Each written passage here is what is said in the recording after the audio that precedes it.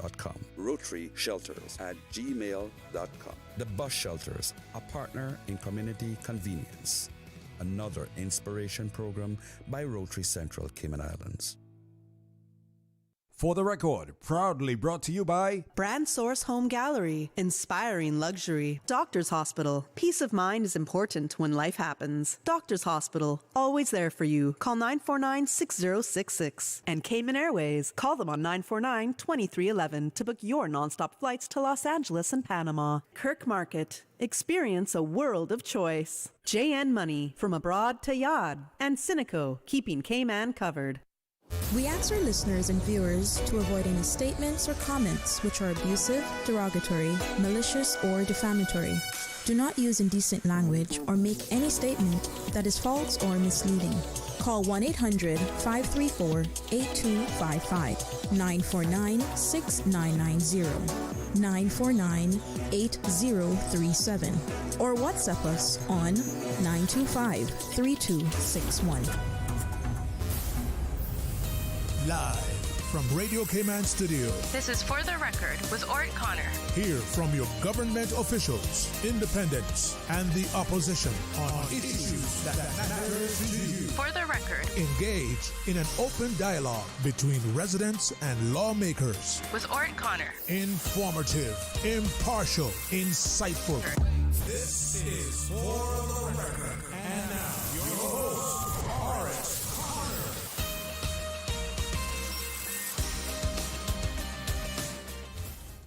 Good morning, good morning, good morning, O land of soft, fresh breezes and verdant trees, so fair. Today is Wednesday, the 28th day of January 2026, right here in the beautiful Cayman Islands. We do hope and we trust that everyone had a restful, peaceful, enjoyable evening.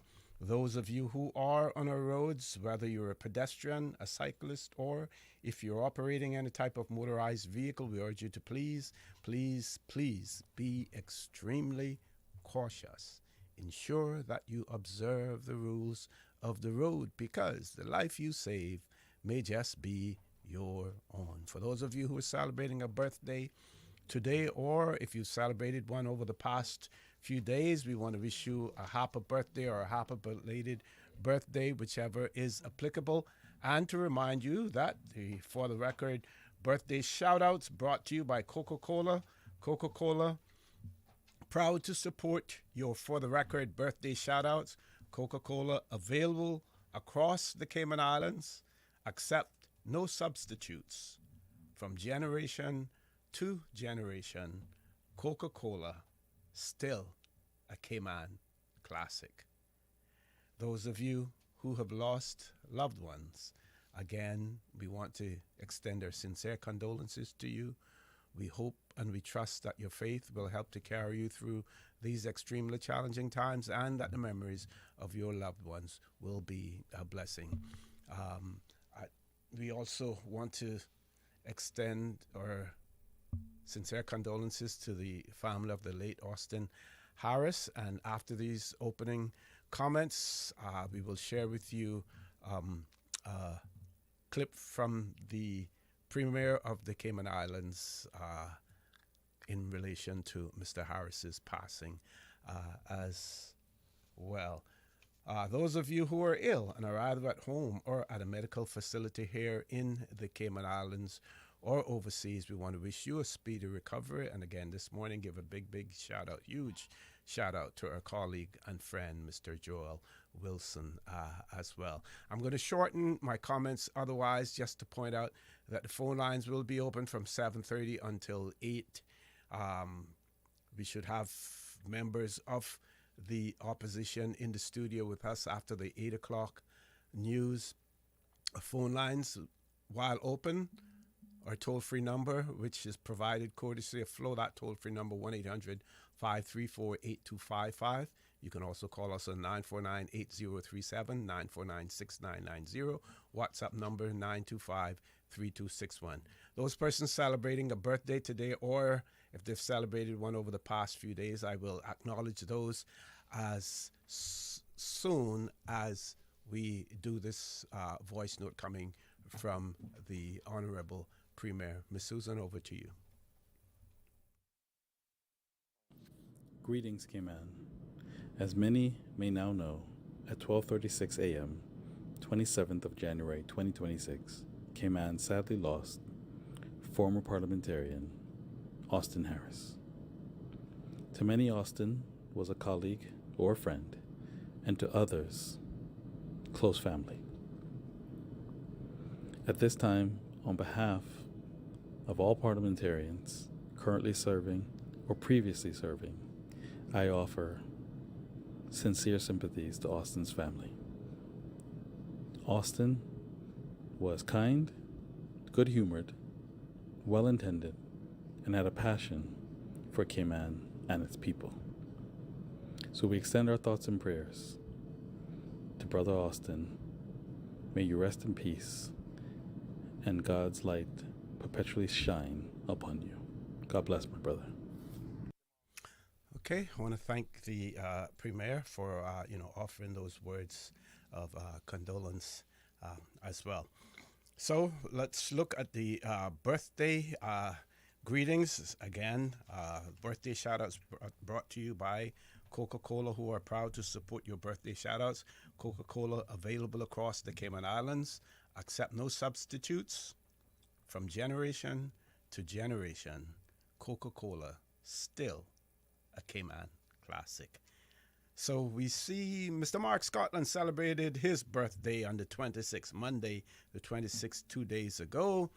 Today, Miss Bessie Thompson celebrating her birthday. Other birthdays for today, we have Miss Shelley Miller celebrating her birthday today. Miss Cindy Scotland also celebrating her birthday 2 days after her husband, Mark Scotland. Other recent birthdays, we had Miss Anis Sambula, who celebrated her birthday yesterday as well. Upcoming birthdays, Mr. Norman Joseph will be celebrating his birthday tomorrow as well. I'm sure that he will be out on his bicycle in the morning if he's on island, more than likely. So we want to say happy birthday to Mr. Norman Joseph when it comes tomorrow, January the 29th. And again, to remind you that the For the Record birthday shout-outs brought to you by Coca-Cola, who are proud to support your birthday shout-outs. Coca-Cola available across the Cayman Islands. You should accept no substitutes. From generation to generation, Coca-Cola still a Cayman classic. Let's take a look at our news this morning, and we will go to the Compass, Cayman Compass. Of course, their headline again, former MP and radio talk show host Austin Harris passes at 53. Another article, Mulls scholarship and internship changes to boost Caymanian employment. Then there's another article, the best December ever for Cayman stayover tourism. That's a good sign. We have seen governments placing more emphasis and more focus on stayover tourism as well. And of course, we see the private sector catering towards that as well, based on the number of hotel rooms that we see being added in the Cayman Islands as well. Another article, more Cayman flights impacted by North American snowstorm. And also hundreds attend Ivan casting and call to audition and remember. That's good. Great that there's been such a huge response to that as well. And of course, if we were live yesterday, we would have been talking more about builders honored and new national hero named at National Heroes Day on 2026. So we heard the announcement that Mr. Benson Obadiah Ebanks, our new national hero, that brings to 15 the number of national heroes that have been announced. Of course, he received his posthumously, so we want to extend congratulations to the family of the late Mr. Benson, Honorable Benson Ebanks, on his recognition as our national hero. I want to say kudos, and congratulations to them as well. And of course, we want to send out our congratulations also to Radio Cayman for what was the category again, Miss Susan, that Radio Cayman received theirs for? The category? Builders of Cayman, the Group Award. Builders of Cayman, the Group Award. Now, I do recognize the fact that these entities had to be nominated by individuals. And I was surprised, for instance, you heard me talk about persons like Mr. Brown, carpenter in those days. Everything was done, by hand. You use a hand saw. If you were ripping a 12-foot 2x6, you ripped it with a hand saw. No power tools or anything. So Mr. Brown, Mr. Sammy Ebanks, and I know that you in other districts would have those persons who were builders as well. You would have heard me and Dr. Steve McField mentioned Mr. Bonner Russell in terms of the building of roads. Also, Mr. Arthur Martin. And like I said earlier, if they weren't nominated by family members or someone else, then they would not appear on that list. I haven't had an opportunity to look through the electronic version of the whole, the entire program to see whether or not any mention may have been made of them otherwise in the program. I will take a look at that. But maybe the nominating committee would consider some special mention if these persons have been nominated, some special mention, of those persons as well. Because you drive on Crew Road, you drive on Shedden Road, you drive on Spot Street. Do you know that Tom Jackson was the person who initially built that road there? The stretch coming through Crew Road, Mr. Arthur Martin and Mr. Bonner Russell and their crews did that as well. Those are the persons that laid the foundation.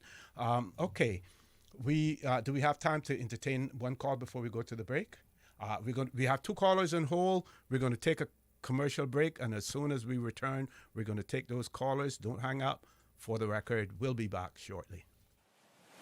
The Cayman Islands boasts of a long, colorful, and rich history.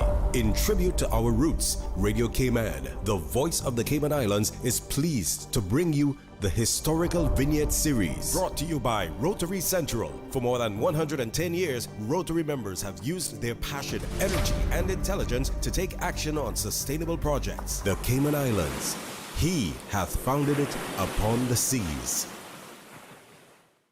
The coconut industry on the Sister Islands boomed between 1890 to 1915, with annual exports exceeding 1 million per year. In 1906, the industry peaked with the Sister Islands, accounting for the entire export of the Cayman Islands. A coconut disease had previously killed off all of the trees in Grand Cayman. The industry was so successful that the government of the day went as far as to impose a special export duty. However, on Friday the 13th, 1915, 1915, a hurricane of unprecedented severity devastated the island of Cayman Brac, rendering most homeless and decimated 98% of the coconut trees on the Brac and 40% of those on Little Cayman. To add insult to injury, the coconut disease that struck Grand Cayman would soon arrive in the sister islands. During the 1920s and 1930s, efforts were made to revive the coconut industry, but the efforts were modest and the industry failed to reach its previous level of prosperity. Information from this historical vignette was sourced from Founded Upon the Seas,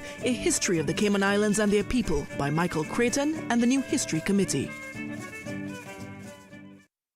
Radio Cayman's Historical Vignettes was brought to you by Rotary Central. For more than 110 years, Rotary members have used their passion, energy, and intelligence to take action on sustainable projects.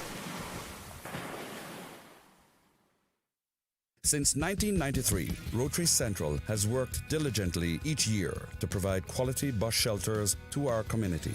A traveling convenience to our school children, the elderly, young people going to work, guest workers, and visitors using the public bus. We, Rotary Central, help you, our advertisers, make it happen. Your marketing dollar travels a far way. Positioning your message, your product, your services, your presence in over 83 bus shelters. Every dollar you spend, every advert you place helps to build another bus shelter, providing modest comfort for Cayman travelers. Reserve space now on the only billboard medium in the Cayman Islands. Email rotaryshelters@gmail.com. rotaryshelters@gmail.com. The Bus Shelters, a partner in community convenience.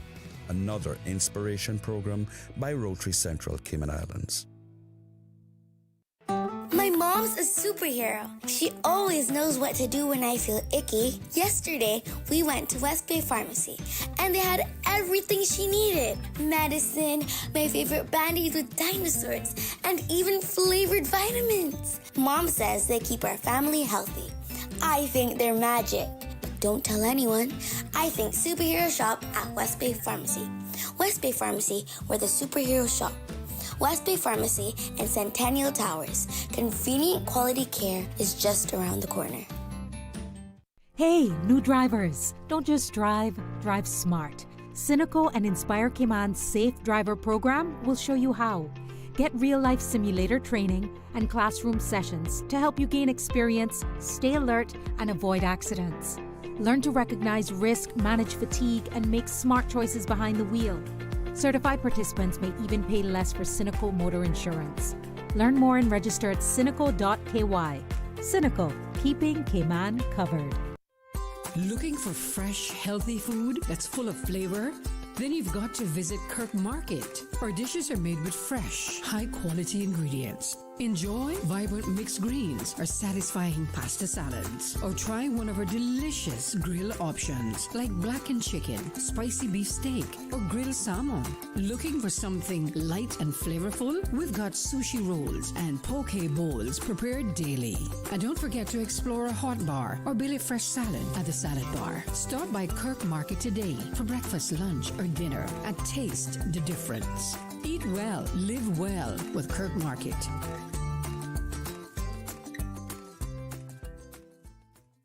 Brandosaurus Home Gallery, together with the GE Appliances, is helping you jumpstart 2026 with 15% savings on all GE appliances. Now through to January 31, enjoy 15% off a wide selection of GE appliances, including refrigerators, ovens, dishwashers, ranges, microwave ovens, washers, dryers, cooktops, wine coolers, and more. Lock in 2025 pricing and save before the 2026 prices take effect on February 1. Don't miss this limited time opportunity to upgrade your home and save big during the Brandosaurus Home Gallery GE Appliances Jumpstart 2026 sale. Brandosaurus Home Gallery, Dorsey Drive Industrial Park. Call them at 623-5000. Yeah, let me tell you, no AC when I was a boy. I still remember just how good an ice cold Coca-Cola was. The part is, the coolest moms and dads always had Coca-Cola or parties. The sound when you pop the top, and the fizzle, and that, after that first sip. Coca-Cola, from generation to generation. That ice cold bubbly. Coca-Cola, still a Cayman classic.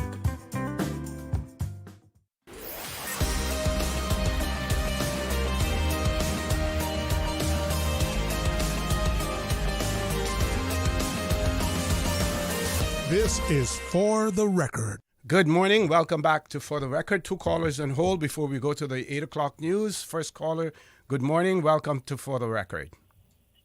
Good morning, OC. Hey, good morning. Good morning. How art thou? I'm great. How are you today? I'm fine, thank you. Oh, okay. Now that you're on the you're still on the Heroes Day event, I can finish my thoughts. Leaving over from Friday. After identifying or being told what the criteria is for being a national hero, and then comparing that to others that have got the National Hero Award, I think there's one lady, there's others, but there's one lady that I think should have been one of the first national heroes in Cayman. She should be hand in hand, side by side, statue out in Heroes Day Square, holding hands with the late Honorable Jim Barton, is Miss Gwen. Gwen Bush. I knew this lady, OC, like she was my next door neighbor, but I never met her before that until I met her to find out she was Miss Gwen Bush. That lady have touched almost every single soul in the Cayman Islands at that particular time. Yes. Or if not persons, families, certainly. Well, yeah, but that spilled over because if my brother goes to sea, I benefit from that. If the dad goes, the wife, everybody in the community benefit from Miss Gwen's ability of choosing that individual, or see who she was not even familiar with. My cousin at 17 years old, she chose him to go to do a job to join a ship in Okinawa or something, Japan, without any formal experience, and had no telephone in the house, but yet Miss Gwen in Georgetown could get message there to tell him he got 3 days to pack up or pack and be on your way. And then we had Miss Bev, and then I think Mr. Patton, I don't remember his first name, but he was, I think he was like the agent. But Miss Gwen was really, Miss Beverly was the one who would get the passport real quick to get you on your way. Because, back then you had a certain amount of time to be there to join the ship before it leave port. So I think Miss Gwen and the other two, but Miss Gwen especially, because that was the household name when I was growing up, Miss Gwen. Later to know that she was Miss Gwen Bush. Had no car, didn't drive, and all those kind of things. But I think Miss Gwen should be one of our first national heroes, I would agree. I don't know what award that she have got or what, but for all the people that I'm hearing getting being national hero and the criteria that fits that you got to live up to, I think she should be one of the first people to get that, I agree. You agree with that? Lord Graham, thank because you. She was the one who got you your little trip out there too, right? No, I was in New York, and I just went down to National Bulk Carriers office and got on there. But very quickly before you go, because I want to grab the other caller, going directly to Japan, that probably meant that he was joining a ship that was just coming out of the shipyard being built as well, probably one of the brand new ships, because a lot of times you had to crew those new ships as well. Yeah. Right. Yep.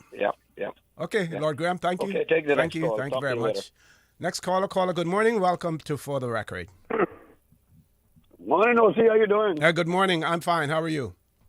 Good, man. I hear I'm getting recognition for all kind of things. A lot of them deserve it, and a lot more deserve it. I would like to get a little recognition, too. Because tomorrow, the 29th of January, will be 50 years since I've been going to court for marijuana. I got caught. I got caught with marijuana in 1976, and this is 2026. So that puts it 50 years, right? Mm-hmm. So Now you tell would be me, considered what they call a repeat offender. a repeat? No, man. I'm what you call a serious offender. But tell me something now. Really and truthfully, in our day and age, you can't wear a T-shirt with a ganja leaf. You can't smoke a little ganja in peace. And every time about the free world, no, man, somebody got changed. Something have to change in the Cayman Islands. Really, mind the young one that can put up with all that I put up with, you know. Anyhow, 10,385 Caymanians voted for it. And no one is doing one thing. That's the ultimate disrespect for the Cayman Islands voters. Oh, see, it's a shame. Thank you very much, sir. Thank you. Thank you very much, caller, for that as well. One of our listeners has written in and said, good morning, Mr. Connor. I totally agree. There should be a committee to put forward names that could be vetted as all other nominees. But every year, some important contributor is not recognized.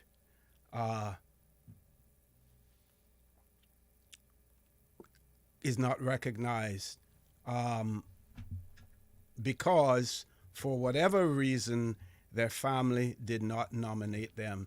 Mr. Esther Tibbetts is a significant omission this year. You know, while I was listening, to the ceremony, I said that myself. I because I was trying to listen to all of the names. I didn't hear Mr. Esther Tibbetts.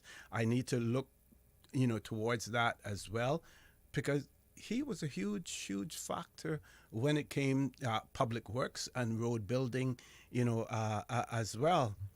Yeah, I really seriously think that while the nominating committee would want nominations to come from the public, because I am sure that they don't want to be placed in a position to say that they omitted someone, you could do it the other way around, which is those persons that may have been omitted simply because no one nominated them, but you know about them, you have the details about them.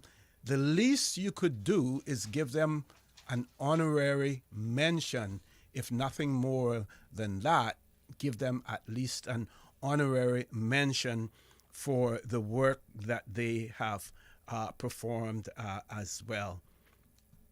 And like I said, Mr. Bonner Russell, Tom Jackson, Mr. Arthur Martin, and I'm sure that there are more out there as well who worked, on those roads and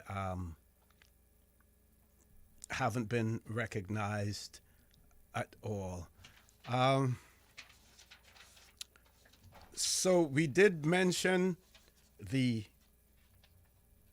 play the response that the Honorable Premier made in the remarks in relation to Mr. Austin Harris's passing. And very quickly, before we reach the 8 o'clock news, not too far away, this was sent out by the Honorable Joseph Few, leader of the opposition, says it is with deep sadness that we acknowledge the passing of Austin Harris, former Member of Parliament for Prospect and a dedicated servant of the Cayman Islands. Austin served as part of a PPM coalition government where he was known for his commitment to research, accountability, and representing the people of Prospect with care and conviction. Beyond Parliament, Austin was also a talented radio presenter, respected for his thoughtful commentary and willingness to engage the public on issues that mattered. His voice, both on the airwaves and in public life reflected a genuine dedication to service. And as Honorable Joseph Hugh shared, in Austin, the people had a champion whose rigorous research was matched only by his unwavering dedication. His legacy of service and loyalty to the people will continue to inspire everyone who had the privilege of working alongside him. We thank Austin for his service to Prospect and to our country, and we extend our heartfelt condolences to his family, friends, and all who mourn his loss. With that, folks, we're going to go to our 8 o'clock news. Please stay tuned for the record. We'll be back immediately after the 8 o'clock news. For today's biggest news. Radio Cayman, the voice of the Cayman Islands.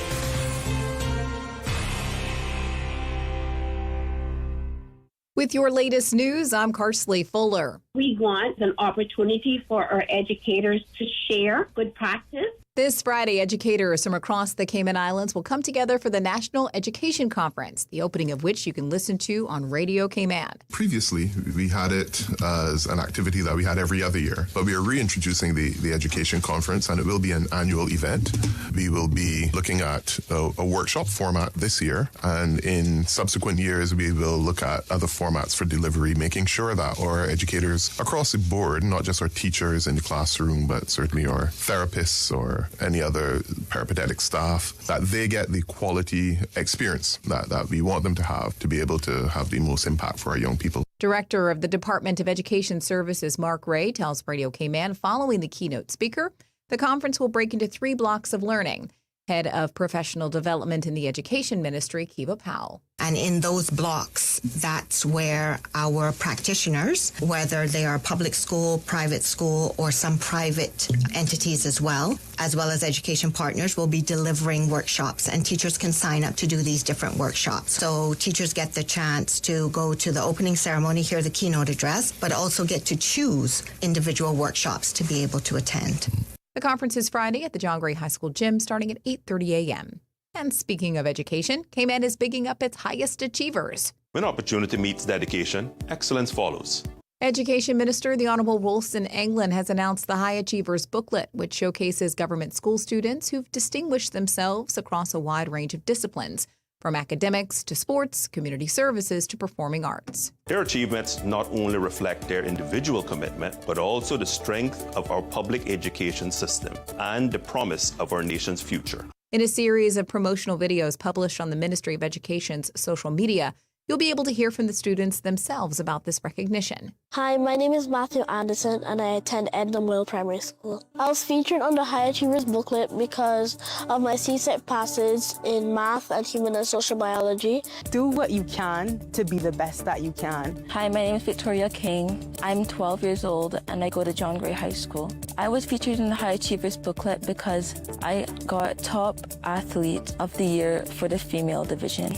I've learned I could do anything and put my mind to. You can find a copy of the High Achievers booklet by heading to gov.ky. And a spirited pickleball tournament was one of the highlights of this year's Brack Fest held over the long weekend. CIGTV's Kavar Augustin has more with Nick Ebanks. The tournament had 4 events: men's doubles, women's doubles, mixed pairs, and a group death match until there was one pair standing. This is a way that a lot of people have their exercise for the day. We have a older community in Cayman Brack, and this is just a nice low-impact sport, good for the brain, good for the body. So a lot of people, this is the core of their exercise regime for the week. Brack Fest is an annual weekend designed to bring environmentalists and adventure seekers together for active restoration. You can learn more by visiting climb.ky. Now with a check of international news, here's the BBC, which takes us out of the newscast. I'm Karsley Fuller. BBC News with Moira Alderson. Keir Starmer is in Beijing on the first visit to China by a British Prime Minister since 2018. He says London must remain vigilant about potential security threats, but can't afford to ignore the opportunities offered by the world's second economy. An American study estimates the number of Russian and Ukrainian troops killed, wounded or missing in 4 years of war will reach 2 million this spring. It says to date Russia has suffered an estimated 1.2 million casualties and Ukraine half that number. The EU's Foreign Affairs chief has said the continent needs to increase its defence efforts because relations with the US have been deeply shaken. Kaja Kallas said the shift was structural rather than temporary. The funeral of the last hostage to be returned from Gaza is being held in Israel. Thousands of people lined the route that the coffin of Ron Gvili took to his hometown of Meitar. Sarah Mullally is being confirmed as Archbishop of Canterbury in a service at St Paul's Cathedral in London. She's the first woman to hold the Church of England's top spiritual role. That's the latest BBC News. Stay in touch with Radio Cayman with the latest up-to-date, accurate news and information. For your convenience, the headline news will be repeated on our sister station, Breeze 105.3 FM, weekdays at 8:30 a.m. Follow Radio Cayman on social media, Facebook, Instagram, Twitter, or download the Radio Cayman app in the App Store or log on to www.radiocayman.gov.ky and stay connected to what's happening in the community. Radio Cayman, your voice, your choice, your radio. The Lions Club of Grand Cayman is proud to continue to serve our island community. The club continues to host successful community projects like the Prostate and Colon Cancer Awareness Campaign, free site screening in schools, spelling bee, swim meets, and their community pantry. The Lions Club of Grand Cayman looks forward to continuing their service for many years to come. The Lions Club of Grand Cayman, where there's a need, there's a lion, serving the community for over 50 years.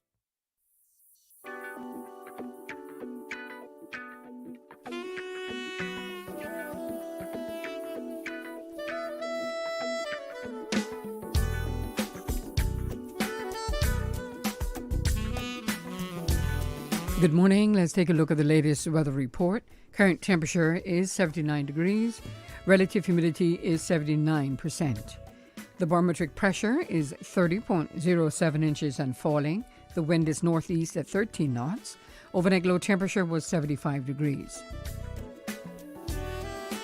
Synopsis indicate cloudy skies with showers will continue over the Cayman area for the next 24 hours due to a stationary front just east of the islands.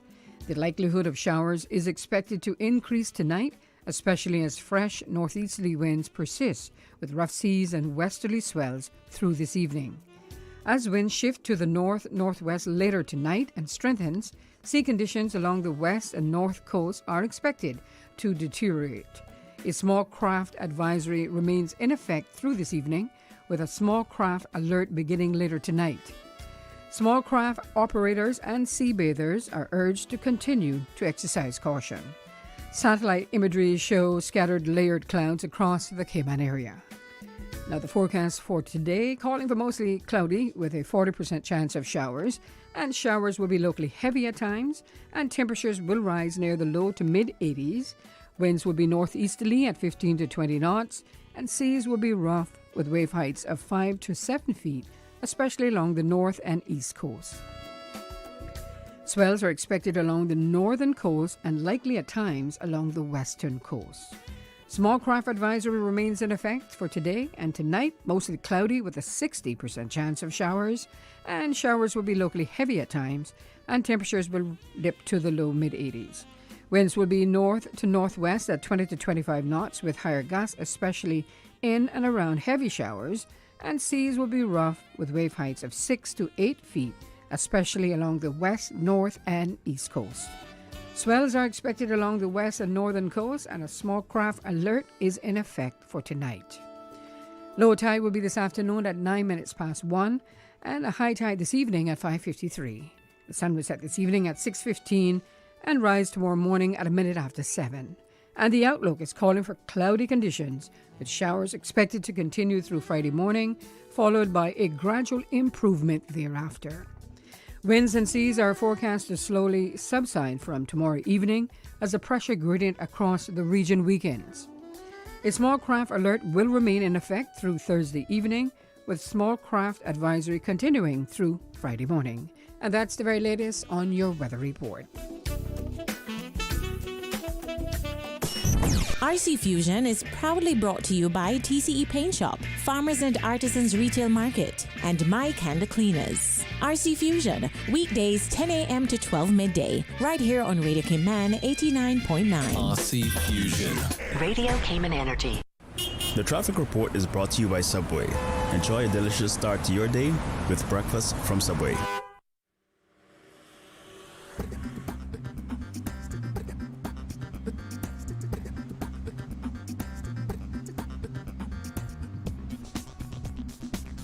Good morning. Let's take a look at what's happening on our road, see what's slowing, what's flowing. 2 cruise ships in the vicinity of the Spots area might be adding to some of the delays coming from the east on Shamrock Road. Traffic is further up on Shamrock Road, steady further down bumper to bumper as you approach the Linford Pearson Highway. Expect delays as you head on down to Georgetown. Slow moving traffic on Crew Road and coming off of the Linford Pearson Highway and Agnes Way, steady traffic, as well as Bobby Thompson Way. As we look to Godfrey Nixon Way and Eastern Avenue, flowing pretty good in both directions. And coming from the West Bay 4-way stop, light to moderate traffic flow. And looking towards the West Bay Road area in front of the Ritz, traffic is moderate in both directions, heading towards the Industrial Park area. Traffic moving at moderate pace and coming off of the Estella Tibbetts Highway, steady but flowing traffic, as well as on North Sound Road.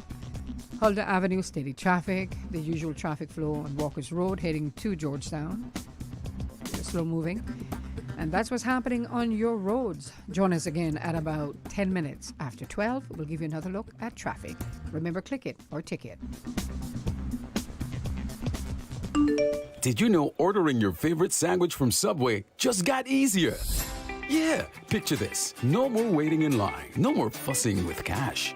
Just a delicious taste of Subway at your fingertips. With our new app, ordering your go-to sub is as easy as a few taps on your phone. Plus, receive exclusive deals and earn loyalty points with every purchase made on the app.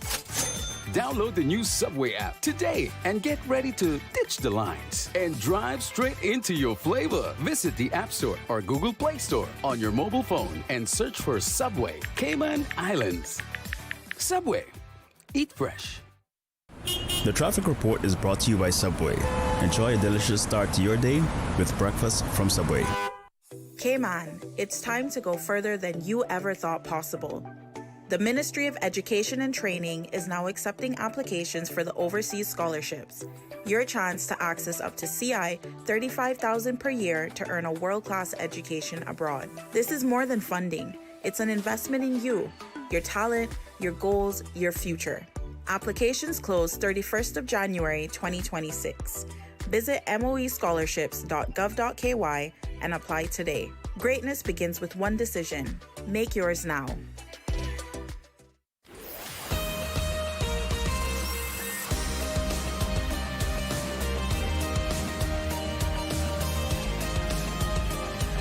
For the Record with Orrett Connor.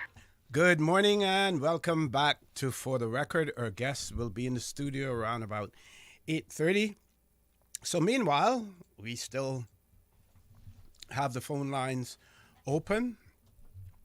There are things that I will share with you. As a matter of fact, we have one of our listeners send and said, "Good morning, Radio Cayman, and congratulations on your award." And I just want to say also to remind you that Radio Cayman will be celebrating its 50th year, a golden 50th year, this year as well. Person says that they would like to take, like if you could wish my grandson, Keon Parchment, who celebrated his happy birthday, or who's celebrating his happy birthday today. Greetings coming from Grandma Ruth James, your mom and dad, your brother, sisters, aunts, uncle, niece and nephew, your best friend Molly. We love you, and may God continue to bless you always to see many, many more. So Keon Parchment, happy birthday, celebrating your birthday today as well. Another person commented, as I said, good morning, Mr. OC. I'm deeply saddened to have just heard of the passing of Mr. Austin Harris. I am so shocked as I have been through so many horrible and traumatic experiences, and my heart breaks to hear this. My condolences to all the family and friends and loved ones. Mr. Harris was truly a great man of his own heart. He will be deeply missed. Rest in peace. I want to thank that writer for those comments as well. So we're going to go back to some of the headline news from the Cayman Compass, and we're going to share this article with you because this is extremely important. We continue to struggle here in Cayman with the whole issue of work permits and employment, and I see that struggle continuing for quite a while, simply because there is no silver bullet to solve the problem. It is a multi-pronged approach has to be taken in that area. So Compass has an article about Minister Michael Miles. They just say Miles, but I'm going to say Minister Michael Miles. Miles' scholarship and internship changes to boost Caymanian employment. And it says, in a robust address at the Chamber Economic Forum on the 23rd of January, Minister for Caymanian Employment and Immigration, Michael Miles, called for a collaboration with the business community on immigration reforms and labor initiatives, recalling employers telling him that, quote unquote, Caymanians are lazy. Miles appealed for a change of attitude. In a personal note that differed from other speeches at the forum, Miles cited his mother, quote, a single mom who sometimes had to work 4 jobs at the same time, close of quote, as an example of how hardworking Caymanians can be. But despite some strongly worded personal passages in his speech, Miles also struck a conciliatory tone. He acknowledged that some Caymanians leaving school are not ready for the workplace. He also admitted that just like in every jurisdiction, there are those who, and I quote, may not want a job, close of quote. That last point is important because previous government messaging had talked about full Caymanian employment. I am under no illusion that we will fill every job in the country because we have more jobs than we have Caymanians alive today, Miles said. That's a quote. Miles also admitted that criticizing previous administrations wouldn't help fix the problem, and highlighted that many businesses do try to hire Caymanians. Miles said it had taken him 8 months to fully understand the immigration system and labor market and identify the problems.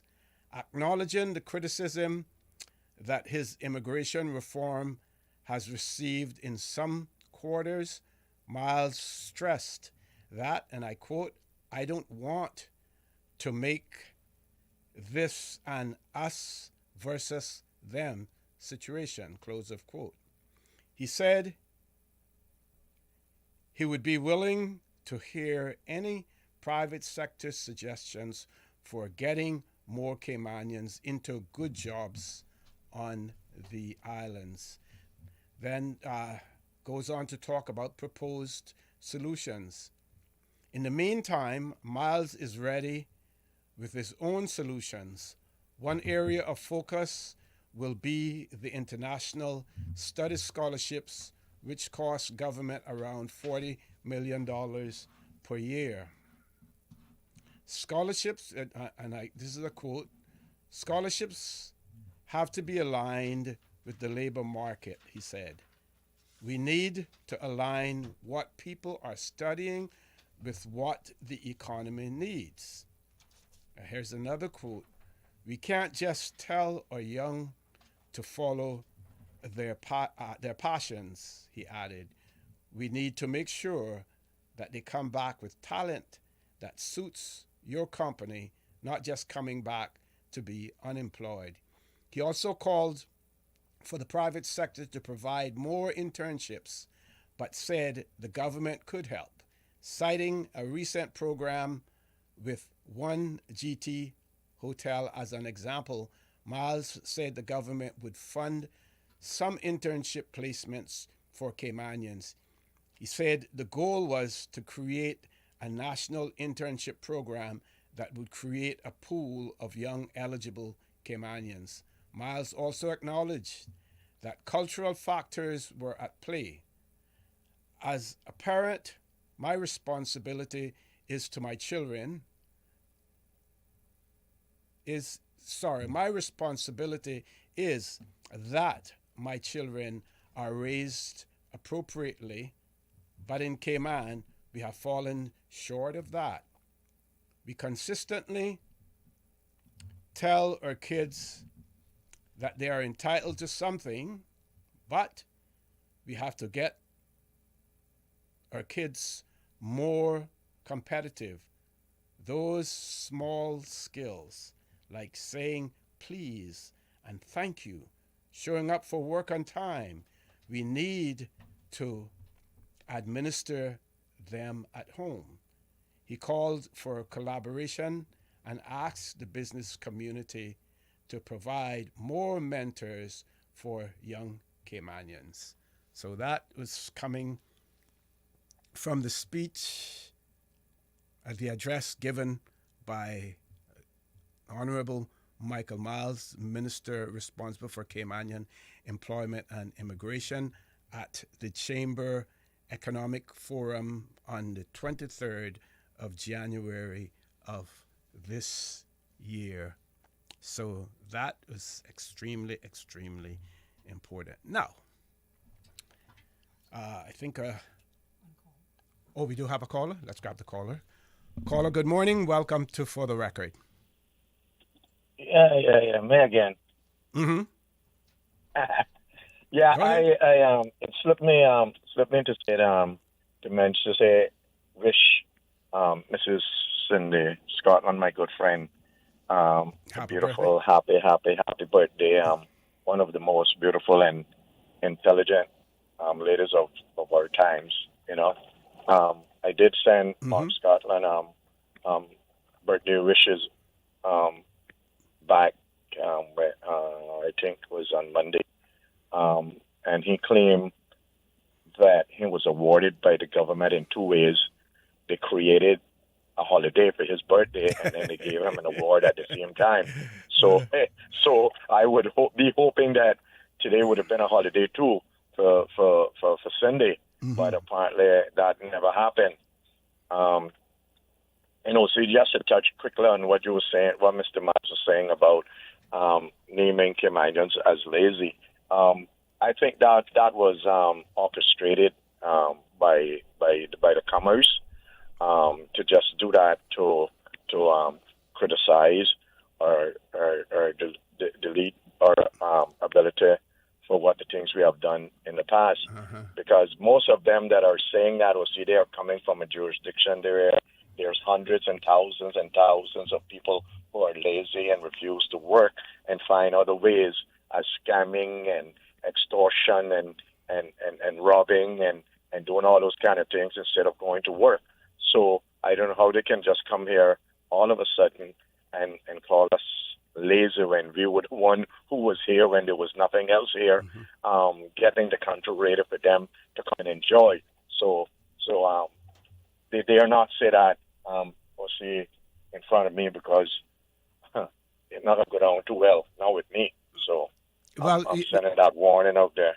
Well, what we did was we allowed them to say it and to say it over and over. Yeah, and if you say something often enough, then people will start to believe it. Then people will believe it. Yes. Because now even the new ones that just jump off the plane, they also picked up on it already, and they too are saying it. When I would question somebody who come here to do a simple little job, and I asked them, I say, you come so far to do something? Oh, because K-miners don't want to. You can't say that. Not in front of me. No, don't say that. Yep. So we need to get rid of that. Those ideas and lyrics. Don't allow them to say that. Anybody say that, we cancel their work permit. Send them home. Okay. Okay. All right. Later. Take care. So we're going to mix the birthday shout-outs along with the commentaries soon. As long as you send them in, I'm going to share them at some point in time during the show. So this person also wants to send birthday greetings to Eliza Hubbard, who celebrated her 6th birthday on Monday the 26th as well. Greetings coming from Aunt Ruth James, Mom Hannah Peralta, and the entire family overseas and in the Cayman Islands, and pointing out to Eliza that we love you, and may God continue to bless you always with lots of love from all of our family as well. I want to thank that listener for that. So very quickly before we go to the news, I want to say kudos to the Royal Cayman Islands Police Service for this joining up with the Scholarship Secretariat and offering the scholarship. Like many problems that we have, there's no one solution to it, no silver bullet. So again, I want to congratulate them. But I still believe, and while they come sort of close to suggestions, and they certainly don't have to follow what I say. I've only been on this earth for coming up 7 to 5 years. So what in the world do I know? What have I observed? Had they listened, and I'm going to say this, and I don't usually blow my own horn, but had they listened in the early years, in the 70s and 80s, when I would, come home for breaks and tried to talk to the then person who was in charge of traffic at the Royal Cayman Islands Police Service about setting up a proper examination for drivers, and also the addition of a classroom portion of the learning process, where in order for you to submit your application to take your written test, that you had to go through a series of three-hour classes to get some classroom instruction on driving. You could show videos and stuff like that.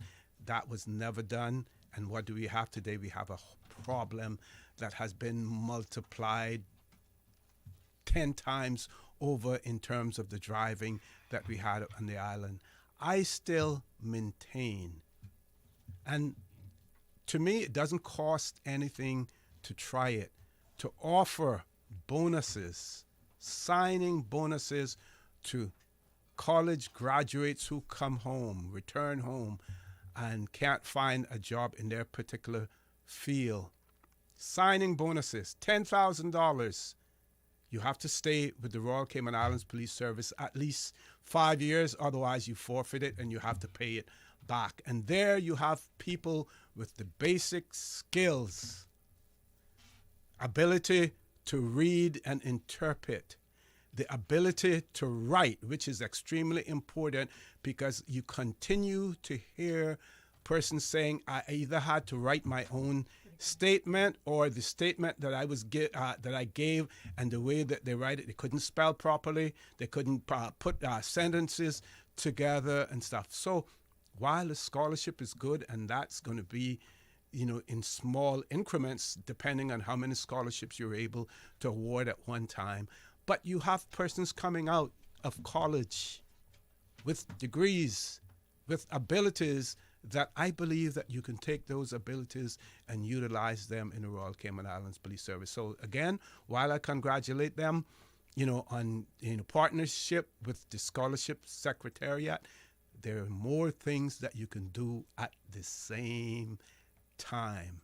You have to take a multi-pronged approach to the problem. And the other part of it also is, and I actually sent in a question when the representatives were on, I think it was on Talk Today, but unfortunately, I don't think that they got to it. The whole issue of starting them at a level of a constable. And nothing wrong with starting them at a level of a constable, but are you going to pay them at the constable level as well when they're coming in with college degrees?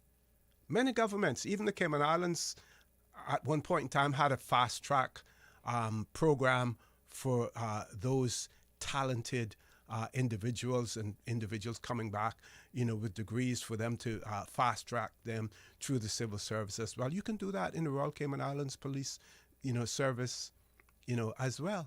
That can be done. So, again, congratulations. But, I like to critique things, and I believe that more can be done, because that scholarship program is going to take at least, 3 years for them to complete the program and then to return. So you're not going to start to see any return on investments on that right away. But you having the ability to bring in persons who can write, can interpret, can spell, can speak properly, use those, because some of the qualities that you have in the Royal Cayman Islands Police Service at this point in time, they really, really, in some instances, when you hear people talking about the fact that not being able to take a proper statement, or they're writing their own statements, or the ability to write properly, and we have heard, even in the courts, the judiciary, judges, criticize sometimes the way things are presented as well. So I'm just saying, this is offered as constructive criticism, because I want to see a better Cayman. I want to see a successful Cayman. I want to see successful Caymanians as well. With that, we're going to go to a commercial break. When we return, we do have guests in the studio. Please stay tuned for the record. We'll be back shortly. Did you know that Doctors Hospital provides urgent care services 24 hours a day, 7 days a week? And Doctors Hospital's urgent care physicians have access to the most advanced MRI and CT imaging in the Caribbean, providing reliable diagnostics when you need it most. When you need quality urgent care for an illness or injury, Doctors Hospital is here for you 24/7. Whether it's a migraine, chest or abdominal pain, shortness of breath, broken bones, or another urgent need, Doctors Hospital at the top of Walker's Road. Urgent care right now. There you go, sir. Thanks for choosing JN Money Transfer. Boy, thanks to JN Money Transfer, I can stay right here in Cayman and pay Mama bills back home in Jamaica. Her water, light, phone and other bills never late. Every month I pay everything in one place. Make payments to over 30 companies in Jamaica through JN Money Transfer. Fast, affordable, convenient. Call 1-800-744-1163 for details. Looking for fresh, healthy food that's full of flavor? Then you've got to visit Kirk Market. Our dishes are made with fresh, high-quality ingredients. Enjoy vibrant mixed greens or satisfying pasta salads. Or try one of our delicious grill options like blackened chicken, spicy beef steak, or grilled salmon. Looking for something light and flavorful? We've got sushi rolls and poke bowls prepared daily. And don't forget to explore a hot bar or Billy Fresh salad at the salad bar. Stop by Kirk Market today for breakfast, lunch, or dinner and taste the difference. Eat well, live well with Kirk Market.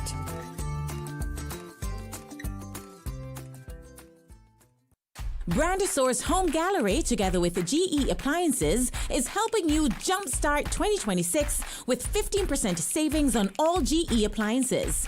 Now through to January 31, enjoy 15% off a wide selection of GE appliances, including refrigerators, ovens, dishwashers, ranges, microwave ovens, washers, dryers, cooktops, wine coolers, and more. Lock in 2025 pricing and save before the 2026 prices take effect on February 1. Don't miss this limited time opportunity to upgrade your home and save big during the Brandosaurus Home Gallery GE Appliances Jumpstart 2026 sale. Brandosaurus Home Gallery, Dorsey Drive Industrial Park. Call them at 623-5000.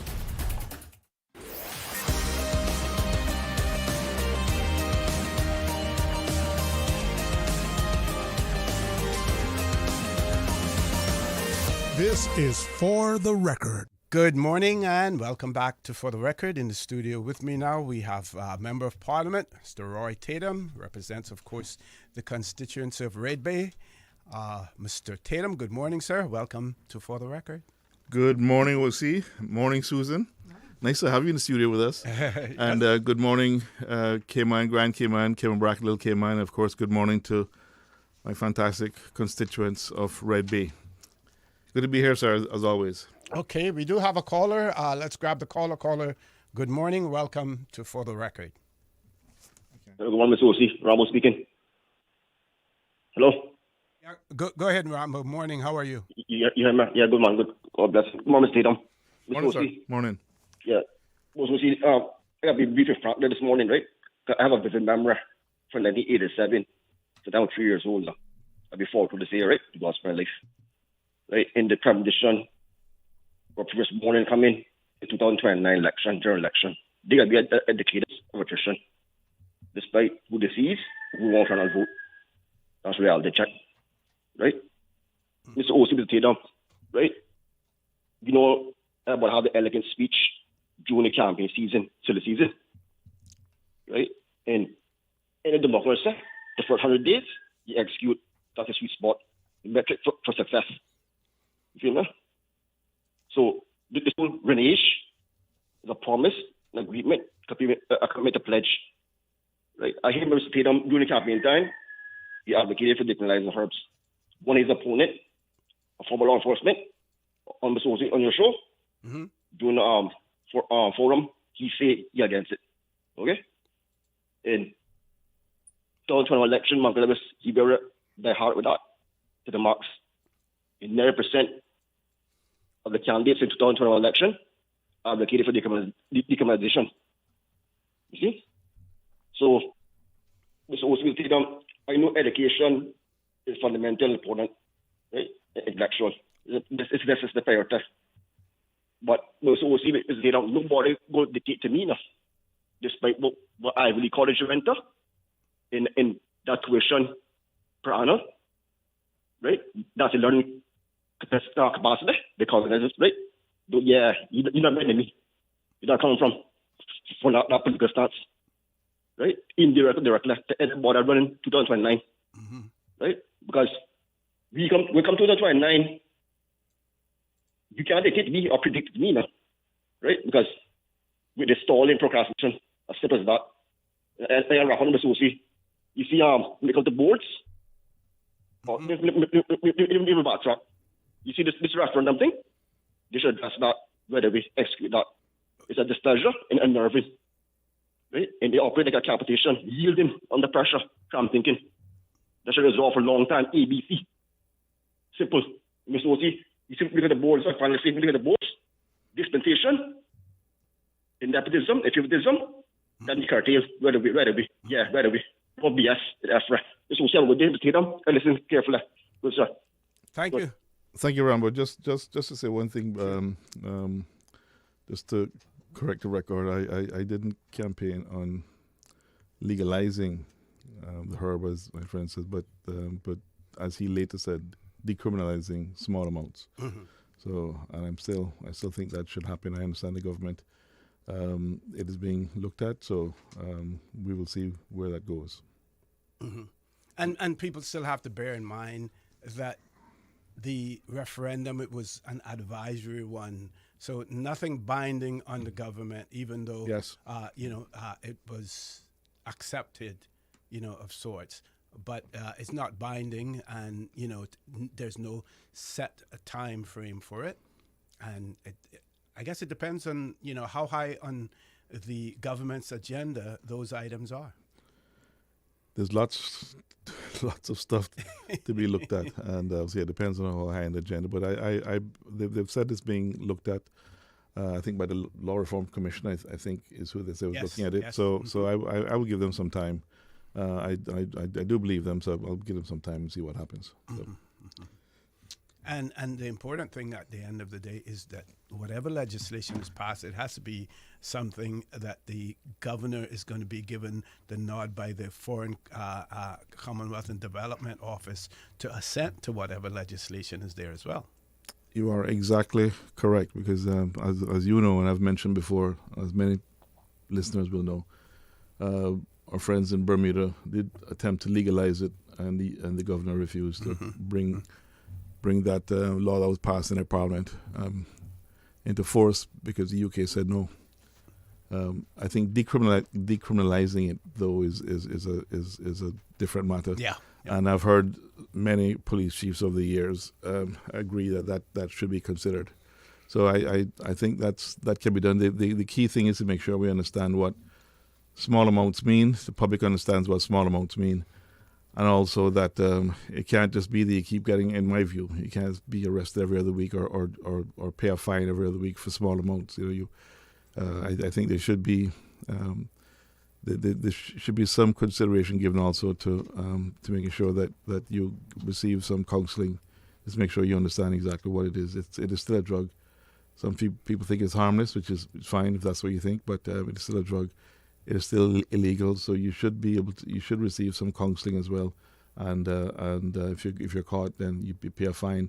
How many times you get caught and pay a fine, it would be determined by the lawmakers and eventually by the folks who decide these things. And eventually, those in Parliament. So we'll see what the Law Reform Commission comes up with, but it's not a cut and dried thing. You don't just say we'll pass this thing. There's lots of stuff to be considered. Mm-hmm. One of our listeners has remarked and said, "What's the purpose of holding a referendum if we ignore the results?"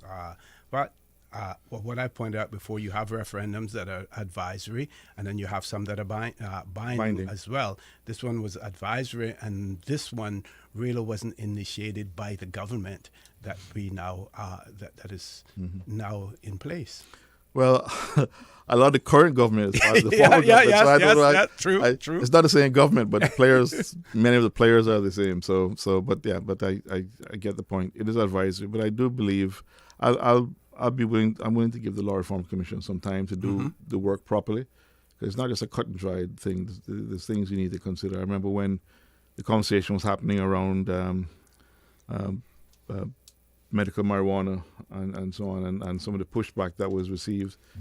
I was in the government caucus. I was the caucus secretary back then, amongst other things. And I remember the pushback even from some within the civil service, some from the medical community. I remember in one meeting, it was said to me that part of the pushback was said not to me, but to the MLAs in the room, MPs in the room. That part of the issue was there was no means, there were no protocols around how it would be dispensed. And I remember, because I was involved with Cayman Hospice Care, I used to be a chairman of Cayman Hospice Care, and I was on the board for many years. So I became aware of protocols around serious drugs used in treatment of pain.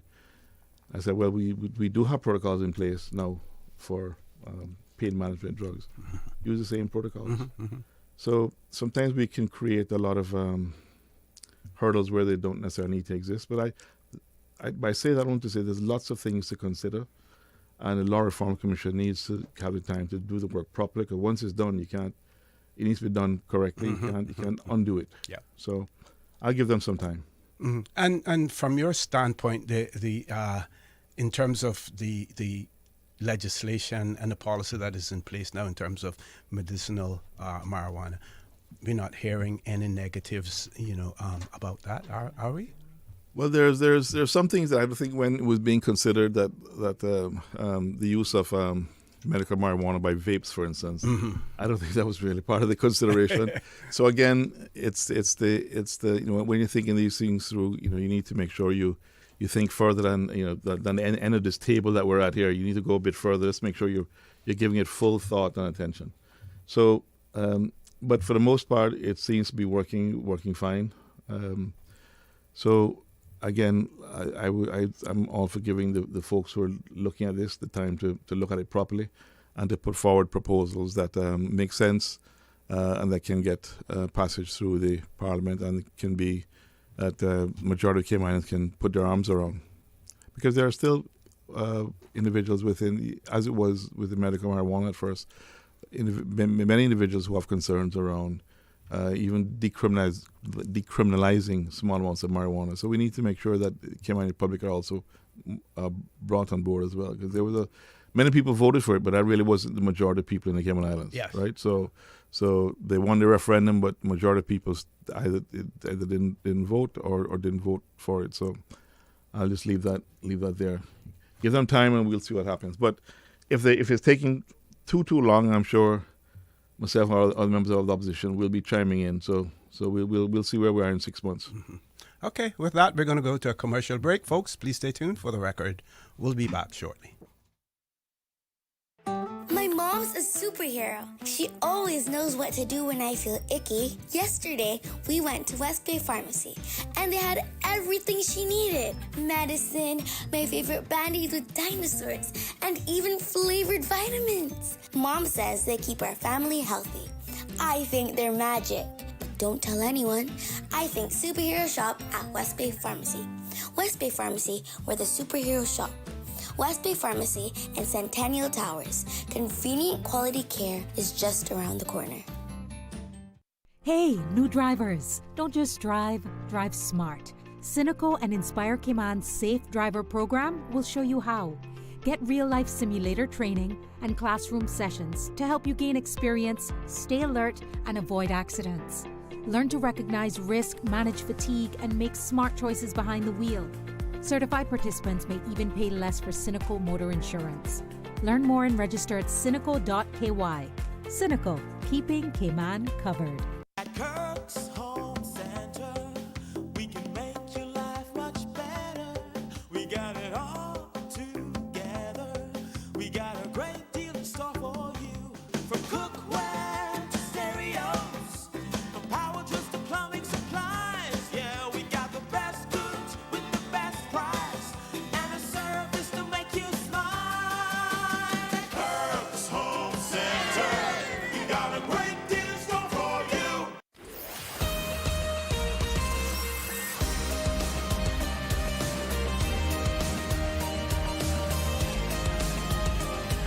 For the record, with Orrett Connor. Good morning and welcome back to For the Record. We have two callers on hold. Just want to point out that the topic of discussion this morning isn't really decriminalization of marijuana. We will get some calls in relation to it, but Mr. Tatum really has his agenda that we want to stick to as well. Meanwhile, we have two callers. Let's grab those callers before we go on to Mr.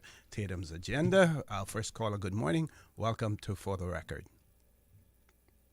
Hello, good morning. Hey, good morning. Good morning. Sorry, I wasn't sure if it was me or the other caller. Sorry, Mr. Tatum, for cutting into your time. I will keep it very short. No, man, that's fine. My agenda is the people's agenda. I do have some things I want to raise, but that's fine.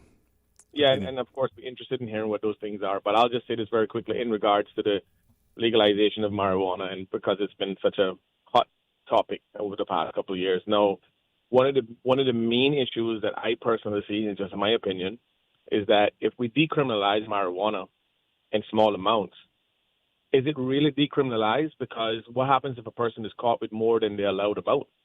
Then are they committing a crime? Do they get prosecuted for that? Or is it something where they're going to say, well, if you get caught more than once, but you get a warning in the first 2 chances and then you get charged? I don't know. I think there's a lot of moving parts. And then when you look at the medical side of marijuana, because it's decriminalization versus legalization entirely. And if we're going to legalize it for medical purposes, which would be a noble thing to do, then how do we police that as well? If a person is caught with more than the prescribed amount, do they get charged? I know that there are some pharmaceuticals now that you can't get unless a doctor prescribes it for you.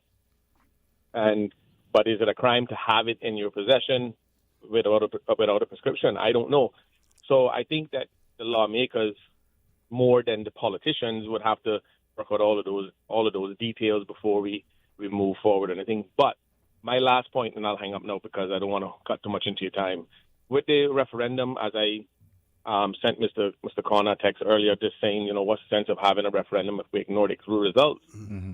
The reality is that whether it's an advisory referendum or a binding referendum, it still has a consensus of how the people feel, regardless of how many people voted on it. Now, granted, I agree that 600 people is not the consensus of the island, but what I believe is that we shouldn't be playing around with referendum with the clause of referendum, and the reason why is that when we're going to have it on our national election day, which costs money to do, we should take these things into serious consideration on what the outcome was. So I think that there should be more conversations, and there should have been more to this point as opposed to putting it on the back burner, because there were 3 items on that referendum, and from what I understand, we know the cruise port, they didn't win that one, marijuana and the gambling, I can't remember the results, but these are things that people were forced to even have a look at on the ballot box. So at least we should be given the common courtesy to find out what they decide to do and then moving forward.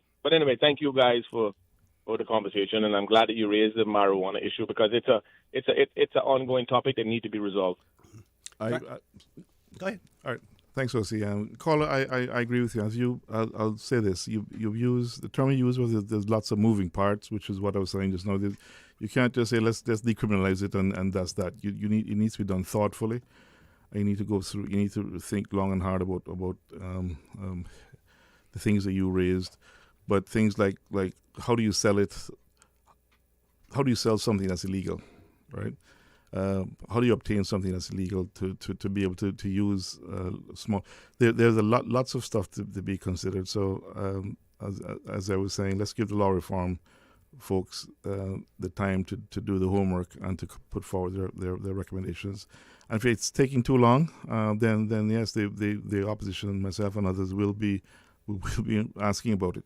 But just to clarify, the reason I mentioned that it wasn't the majority of the country who voted for it. I don't think we should play around with referendums at all. But my why I mentioned that was to say, as I went on to say, was there's still a fair number of people, a large number of people, I believe, who are either unsure or who voted against it. So we need to bring them along. So whatever comes forward needs to be something that I think that is acceptable to the majority.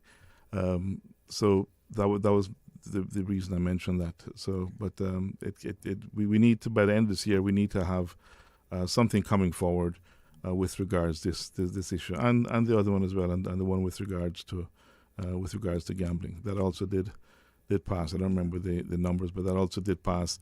I have my concerns about gambling, but that's my personal concerns. But again, I'm not alone with those concerns, so that's being looked at as well, I understand. And whatever is proposed and brought forward, again, needs to make sense and needs to be workable. And we don't need any problems happening because the thought wasn't done. Sorry. All right. Okay, we're going to grab another caller before we go to our headline news at 9 o'clock. Caller, good morning. Welcome to For the Record. Yeah, morning again, Steve. Morning again. Mr. Roy. Morning, sir. Yeah, I see Mr. Tatum now. I heard you about the majority came on, you didn't vote for it. Tell me something. 60% of the registered voters, 60% voted for it. That's a majority. Tell me something. Now, tell me this honestly and truthfully from your heart, if you have one. How would you have felt if you had won 60% of the votes in Red Bay and they gave it to somebody that had only won 20 or 30? Thank you very much. Thank you, and answer me, please, from the heart. I will answer you from the heart. I will answer the question that you asked in terms of, as I pointed out, my reference was not with regards to whether something should or shouldn't be done. I've already said something should be done. Whatever is done needs to be thoughtful. What I know can't be done is to legalize it. That can't be done. The referendum wasn't about that, and therefore that can't be done. But that can be done for other reasons. But decriminalizing small amounts of marijuana needs to happen. I've been a proponent of that for long before the election. And in terms of how it happens, it needs to be thoughtful. And we need to bring along, as I was saying, the majority of Caymanians who I believe may have some concern, or those who didn't vote for it have some concern. So I will leave it there. So I think I've answered that as best as I can. Certainly. And I'll say, and yes, that was from the heart. Okay. What do we have? 4 minutes left. Maybe you can answer this. The person says, would MP Roy Tatum kindly update us on any progress or lack thereof with the public beach access in his constituency, specifically PP1, PP2, and PP3. This is Lorna Bush, and you have license to call my name unless otherwise specified. Good morning, Lorna. I'm glad you're listening. I was actually going to be giving you a ring today because I did speak with someone yesterday, and I had an update. I was going to actually get to that later on, but I'll deal with that now. The individual confirmed to me again, and there's someone directly involved with it through the Public Lands Commission. Right. And they're sending me some information today, which is what I was going to call Lorna once I receive that. But I'm told that things are happening. There's more than just the sites that Lorna reported to me, and I passed on to the powers that be. I forget the exact number, but once I get the information, I'll be able to advise Lorna. But there are a number of them now being investigated, and I'm told that the Public Lands Commission is actively looking at it. I'll get the full details later today, and I'll speak to Lorna. I've said that twice now, so I'll stop saying it. But in terms of the, I want to thank Lorna again because she. OC, as you know, we chatted. I had to travel off with a family member for medical reasons, and Lorna's aware of that as well. But I think it was a day or so before I traveled, Lorna reached out to me via message, and I called, and we had a good conversation with regards to the issue. I visited the actual site itself, P1 and P2. And at that point, I wasn't aware of there was an issue at P3 as well. PP3, PP1, PP2, PP3. PP1 and 2 is by the monument. Okay. So I alerted the powers that be. I traveled off and I kept tabs while I was away. So I believe I have every confidence that this will be looked at. Some of the cases I don't think are as straightforward as originally thought, because I did go and look at PP3 over the weekend. On Monday, on Monday, and that actually, if and I spoke with some of the individuals who live in the area, and if what they showed me was correct, for instance, this is the one. If you saw the video, Lorna will remember where she walked down, and it was a fairly clear path, and it got to a huge some kind of tree, a fern tree, or not fern, but coconut tree or whatever it was. I saw that part. And it was then impassable. And what they showed me on the maps that they had, when they made sure they had their bit cleared, is at the point where that tree is, it actually veers left. And I mentioned that yesterday when I was speaking with the individual. But when you look left, there is somebody's, I don't know who it is, somebody's very nice yard and a huge wall that then blocks access to the actual beach. So if that actually is the beach access, then there's a serious problem because you're going to be taking on somebody's wall. Question then is how I'm assuming they had planning permission to build a wall. So how do you get planning permission to build a wall over a beach access? There's several things that really come to my mind, including just I'm going to have conversations also with regards to what role the PLC Public Lands Commission actually plays in going around checking to make sure that these access points are clear. And sometimes we have to keep them clear, right? Because it would be government's responsibility to make sure the paths don't get overgrown and so on. And do we have people? I don't think we have people assigned to that. I may be wrong. So there's a lot of doors being opened in my mind because of this, and there's a lot of action that needs to happen. And also people need to, the public, if your property abuts public beach access, we need to take it serious, right? Yep. Okay. So I'll leave it there. But Lorna, as soon as I have some more information from the individual who promised to send me stuff as soon as he got to his desk today, I will be giving you a call. Okay, we're going to go to our headline news at 9 o'clock. Folks, please stay tuned. For the record, we'll be back shortly. From Radio Cayman's newsroom, this is Headlines. Local, regional, international news. The Headline News is brought to you by Kirk Market and Health Services Authority. Year-on-year cruise arrivals fell for the third year in a row. Just over 1.06 million cruise passengers visited the Cayman Islands in 2025, down from 1.07 million in 2024 and 1.2 million in 2023. You can find the full statistical breakdown at ourcayman.ky. In international news, U.S. President Donald Trump said his administration was, quote, going to de-escalate a little bit in Minnesota after the second fatal shooting of a U.S. citizen by federal immigration officers there. He said in a Fox News interview on Tuesday, quote, bottom line, it was terrible. Both of them were terrible. In early January, Renee Good was fatally shot by an immigration officer, followed by Alex Preddy, who was killed after being stopped by border agents this past weekend. Preddy's death reignited local protests and public outcry across the country and led to criticism from lawmakers in both parties. Trump's remarks are the latest sign his administration is taking a step back on its operations in Minnesota.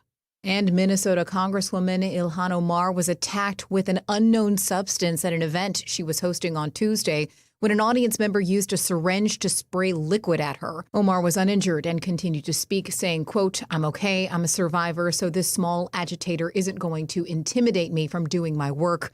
I don't let bullies win. Authorities have not yet identified what the liquid was. According to a BBC journalist in the room, it had a sour smell similar to a chemical product. Anthony James Kazmierczak has been charged with third-degree assault and is being held in custody. Those are your headlines. I'm Karsley Fuller. Radio Cayman. More news available at www.radiocayman.gov.ky. Check out our social media pages: Facebook, YouTube, X, formerly Twitter. Radio Cayman Headline News.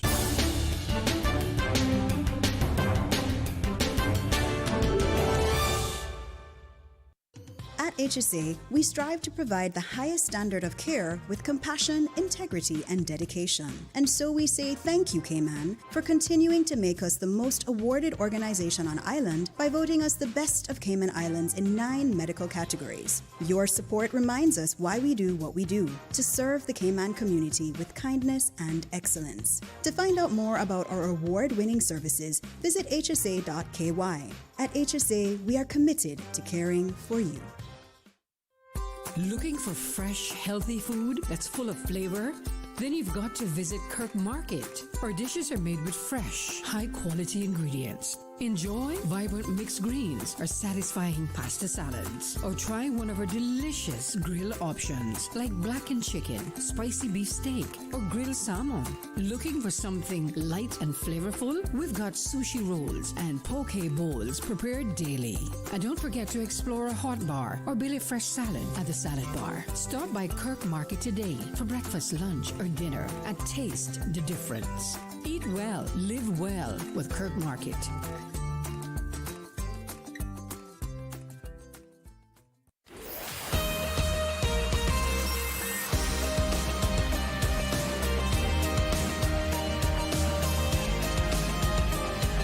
For the record, with Orrett Connor. Good morning and welcome back to For the Record. My pleasure to have in the studio with me a Member of Parliament, Mr. Roy Tatum, representing the constituency of Red Bay in our Parliament as well. We do have a caller. Caller, good morning. Welcome to For the Record. Good morning, OC, and your guest, MP Roy Tatum. Good morning. Morning, caller. Yeah, it's Lorna, and I'm going to have to say, OC, what you always say about Susan, the unmistakable voice of So I don't ever try to disguise or anything. And if it's something that I don't know anything about, or I'm not going to call you about it, okay?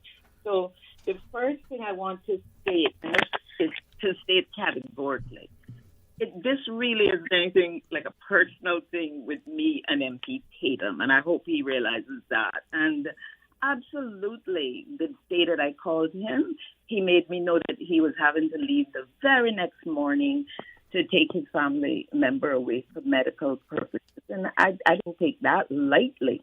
But the problem is, it's not really MP Tatum's job. I only made him aware of it because it's in his constituency, but I'm not expecting MP Tatum to go out there and clear it out or anything like that. No, who I hold absolutely, totally responsible for this is the Public Service Commission. Both I'm trying to understand it, but it appears to me that there are appointed members, appointed by cabinet, and I'm assuming these people get paid some little remuneration for whenever they meet. But there is also a staff facility. And from what I can tell, it appears to have quite a bit of staffing. I'm not finding it right here, but I think there was 6 or 7 people that are on full-time staff. Mm-hmm. Now, my question is, what do they do? Because I am here to tell you, and I'm documenting every single one that I can get to, and I now have people from all over this island who are sending in their videos and their things.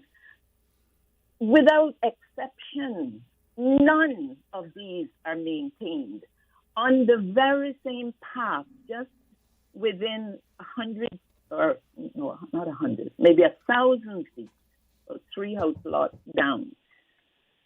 There's another one that isn't impacted like that. That one says PP4, I think it is, and you could actually go right down to the water. It's a nice little cove if you could get through, but it is so overgrown and it is so dirty and messy. Nobody would try to get in there. And I need to correct you, Roy. The one that you're referring to a little while ago, that is PP3, the one that when you come to the end of the walkable section, you end up, as we would say, slam bam in one big coconut tree. That's PP3, that's correct. That's 3. Yep. But I want to publicly state that PP1 and 2, adjacent to, if you're facing the sea, it's on your right. And I wouldn't try to say the direction because Grand Cayman directions are different than what I grew up with in Cayman Brass. So facing the water, this would be to the right of the monument. Mm-hmm. Northwest or northwest. Okay, northwest, that's good. To me, it looked like due west.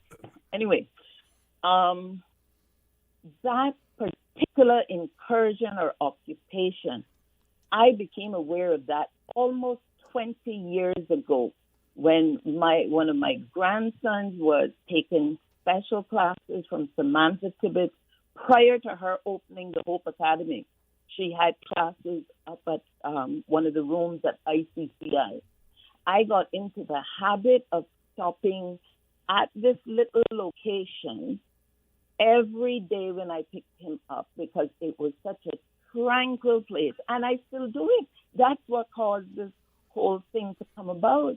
I go there and park right at the monument, sit there if I want to sit on a rock or whatever, and it is one of the most picturesque things in the Cayman Islands as you're looking out towards South Sound and you're seeing exactly how deep that sound is and the reef is there and you can watch the waves crashing. I do it. It's kind of like a place where, now this is a funny one, where I can find my sanity sometimes, but I think they buried my sanity. I can't find it anymore. I go there. Now, when I went out there, so back in about 18 years ago, by walking along the water, I noticed that the house, a big 2-storied house, not locally owned, that their patio, their coral stone type natural looking patio, they have the same thing up at Pedro Castle, just so you can picture it, was extending from their boundary right up, slam bam against the government big wide concrete wall that they had for the monument, because the government property is well protected, demarcated with 2 seriously solid cement walls. All right? So I noticed that this property, that their patio is there. Now, I am the devil's advocate in certain instances, particularly if it's anything to try to defend the rights of our people, because something is wrong with us Caymanians. Something is wrong. Why we were afraid to do, to say, to speak. And I don't know why God gave me this particular, I don't know if it's a gift or a talent or a whatever, but I'm compelled. It's not something that I can avoid. I'll get sick of putting so much energy to something that I feel so strongly about. On that particular day, I decided, well, I'm going to access this public access. The irony is you had to step through the property owner's gate to then step over some of his property to get to our 6-foot public beach access. So momentarily, you would be trespassing on a landlord owner's property. Now, that's a rather precarious situation to be in. I had to trespass on theirs to get what was laid out to be mine. Now, 18 years ago, you will know, it was before single-member constituencies, and Kurt Tibbetts was the member for Georgetown. I went straight to Kurt Tibbetts about it there and then. It's not just getting on the PPM's radar. Well, I shouldn't say PPM. I really shouldn't say that. On Kurt Tibbetts' radar, whether he bothered to share it with anybody, I can't say. But I can tell you this. I brought it to his attention 18 years ago, and I have ways that I can prove to you that that was done. So in 18 years, what did the Public Lands Commission do? Whether it was pointed out to them or not, wouldn't you think that the people who were paid to look after this would every now and again get into a vehicle and drive around this island and look at I think we have, I know there was a study done back in 2017, but I really didn't get to pull that up yet. But I think there are over 1,000. I think there are over 1,000 documented public beach accesses. And you would be amazed at how many of those are either already taken in by property owners or just totally not accessible because they're not kept. Whose job is it to keep them? And more importantly, and I would like an answer not from Roy or OC because you don't have the answer. Whoever it is that is responsible, whether it's called the HR department or Mr. Manderson or whoever it is, somebody needs to tell the public of the Cayman Islands what the Public Land Commission office does. Because if they're being paid, and I know they're being paid out of the public purse. That means maybe even 10 cents of my money goes towards their pay. Something from you, OC, goes towards their pay. We want to know, what do these people do every single day when they show up? Caller, thank and you. I'll leave there. Yeah, it took a lot of time. I thank you for allowing me because I need to get this. So thank you so much. Thank you. Thank you very much, caller. Before we go to our commercial break, this person says, good morning, OC. You're absolutely correct. The referendum was non-binding, so perhaps the government should consider moving forward with the port. No is always the easiest thing to say. However, the answer, yes, takes time and consideration, an effort most people find too hard. With that, we're going to take a commercial break. Please stay tuned for the record. We'll be back shortly. Hey, new drivers, don't just drive, drive smart. Cynical and Inspire Cayman's Safe Driver program will show you how. Get real-life simulator training and classroom sessions to help you gain experience, stay alert, and avoid accidents. Learn to recognize risk, manage fatigue, and make smart choices behind the wheel. Certified participants may even pay less for Cynical motor insurance. Learn more and register at cynical.ky.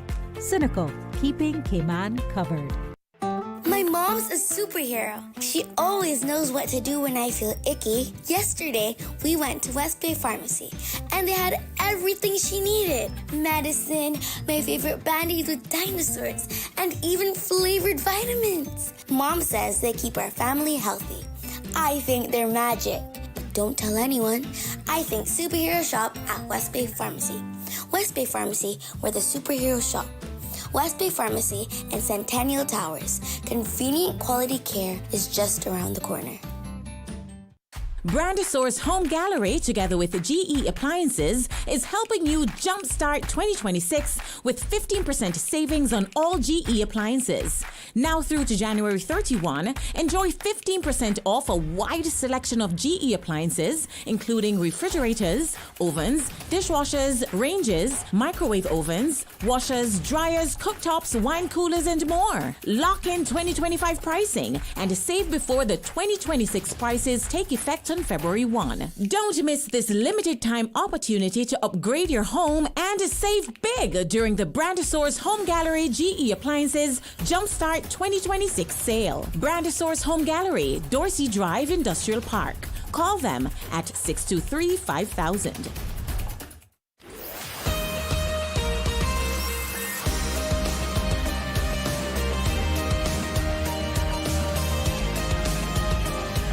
For the record, with Orrett Connor. Good morning. Welcome back to For the Record. For those of you who are just joining us in the studio with me, we have MP Mr. Roy Tatum. Mr. Tatum, I believe you want to respond to the last caller, some of the points from the last caller. Thanks, OC. Yes, I want to thank Lorna again for calling in, and I thank her again for speaking out. As she messaged me, as she indicated, the day before I travelled, and I then called her and spoke to her on it, and I went and had a look at the site. So this is, again, I'll repeat, it's hugely important. I won't berate the civil service. They're hardworking, but and I don't know what teeth the Public Lands Commission actually has. I intend to be looking into that. But again, I understand that they are looking into these issues, and I'll get some more information. I'll pass that on to Lorna. There are 300 and odd, I'm told there's 300 and odd public access points. And as she indicated, OC is showing me something here. Their remit. Okay, yeah. So what OC is showing me is the remit of the Public Lands Commission is to regulate the use and enjoyment of public land by members of the public, protect the right of access to and use of public land, includes registered and unregistered public rights of way to the beach and shoreline by members of the public, including the enforcement of public rights of way over private land. So they do have an enforcement capacity. That's the bit I wasn't sure about. And it supports her point. There it is. There they say what they do, but she's saying they're not doing it. Right. Well, do they have the resources to do it? I'm not going to berate them. Yeah. The other thing that they have on the list here is advise the chief officer of the ministry, presided over by the minister, on general policies respecting the enforcement of the law and so on. Exercise the powers and carry out the functions delegated to it by the minister responsible for lands. Mm-hmm. So the spotlight is on this. I'm sure. As happens when the spotlight gets shown on something, action will happen. But we need to make sure that it doesn't just. It's not. Well, before I say what I was about to say, I'll say it's important for the public, as Lorna did, to play their part. Right? If you have a concern, report it. In which case, she called me about the areas within my constituency. I am glad she did, and I'm acting on that. I've also done other things, like, as I mentioned, as meeting with two individuals who live next door to one of these, and they want to see it addressed. But in the case of PP3 access, they may have done what they needed to do in terms of the access, but where it veered to the left, there are issues there. But again, I thank Lorna. The public needs to do what they need to do, but government itself needs to also do what it needs to do to make sure that these access points are cleared and they're inspected from time to time to make sure that nothing has changed and they're not being impeded. My mind went to this nice program that was put forward. I think the minister indicated that I'm trying to remember if he says it's intended. I don't know if he says it's intended to be full time, but we actually need to have a body of people who help to keep our island clean and who could also be used for this purpose. Keep the public access to these points cleared, and to act as if you show up at a site to check into it or clear it, and you're finding a wall or something, you can report it. Mm-hmm. So I will leave it at that. But I thank Lorna again, and as soon as I have some more information later today, I'll reach out to her. Okay. We have a WhatsApp caller. Let's grab that caller. Caller, good morning. Welcome to For the Record. Yeah, good morning, Mr. O'Connor. Morning, sir. And good morning to Mr. Taylor. Good morning, sir. Good to hear your voice. Okay. You're concerned those beach accesses. The most important thing about them is for emergency reasons. For ambulance help to come and save somebody that might be by the seashore. And these beach accesses are blocked. That could cause somebody to lose their life. So you all need to bring to the floor of the House some serious sentences. 5 years in prison and $2 million fine. Thank you. Thank you, caller. And the obstructing a registered public right-of-way is a criminal offence under the Public Lands Act. So I don't know what the sentences would be, but it actually is today a criminal offence. So that's which is why I said earlier on that folks whose boundary, who live next door to one of these, need to make sure that they take it seriously, that they maintain the access. If I understand people have property that they've bought, and you may feel a way, to use that expression, about giving up a part of it for public access, but that's the breaks. That you bought the property, when you bought it, the access right was there. And you need to take that seriously. So I'm just going through some of the information here on the Public Lands Commission, and it says obstructing a registered public right-of-way is a criminal offense under the Public Lands Act. Right. As well. And trying to see if I could find something in relation to the inspectorate, what the inspectorate consists of, in there. Meanwhile, Mr. Tatum, you go ahead, take the mic. And Yeah, their staff. There's 6 or 7 staff, whatever the number is. I think listed in the inspectorate. Mhm. But I'm sure I'm sure that they're busy. We just need to make sure that this issue gets the attention it deserves. I'm sure it's getting that attention now. And if they need more individuals to help them, as somebody said to me, there's over 300 and odd of these spots. So to make sure that they're kept cleared is not an easy task necessarily, but it's a task that needs to be tackled. So I think I've probably said all I can about that for now until I get some more information. So, but I thank Lorna and I thank the callers who called in with regards to that. And I have spoken again to some individuals who live next door to one of these, to the PP3, and they're also keen to make sure it gets sorted. So we'll see where we end up. Okay, you got the mic. Other things that you want to talk about? Yeah, you were talking about National Heroes Day earlier on, and it was I really enjoyed it. That was my first National Heroes Day as an MP. I attended many in a different capacity over the years, but it was actually so pleasing to see so many people who I knew, well deserved. As you were saying, there are folks who were missed. Ursula Tibbets is one. Really, that's a shame, and there's probably others, which is why it's really important. It's really important for government itself to spend the time, because if you're finding that people aren't there, if you spend the time to go through it and ponder, but even then you may miss someone. So family members need to also. I know in the past I've said on 1 or 2 occasions, shoot, I wish I had paid more attention, and there was people that I knew who I could have put forward. But that does not take away from the many people who were recognized, and I'm so glad that happened. And I will mention, I'll go down a limb and mention 2. That is my cousin Donnelly Tatum. I was very pleased to see him there and being recognized. And the other one is my good friend and colleague John Edward E. Banks, who is a man who gives of himself more than a lot of people might realize. Lion John, as some people know him as.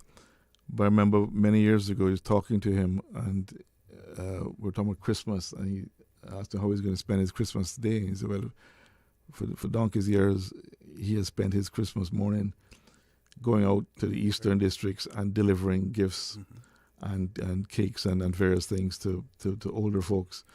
And I mean, when you start off your Christmas day thinking of others, that's a heck of a way to start it off. And that's just one thing. When I saw him, I went to congratulate him. He had a number of other medals on his shirt. So I said to him jokingly, "You have one more to add to your collection." But well deserved, both John Edward and my cousin Donnelly. Very happy for you, and I'm very happy for all the folks who were recognized. And I was very pleased as well, just to say that, just to hear again Captain Keith's name mentioned. I had the distinct honor of assisting with Ms. Leela Rothshires. I helped do the cabinet paper for that based on work. I was elected, but I worked with the then Premier at the time.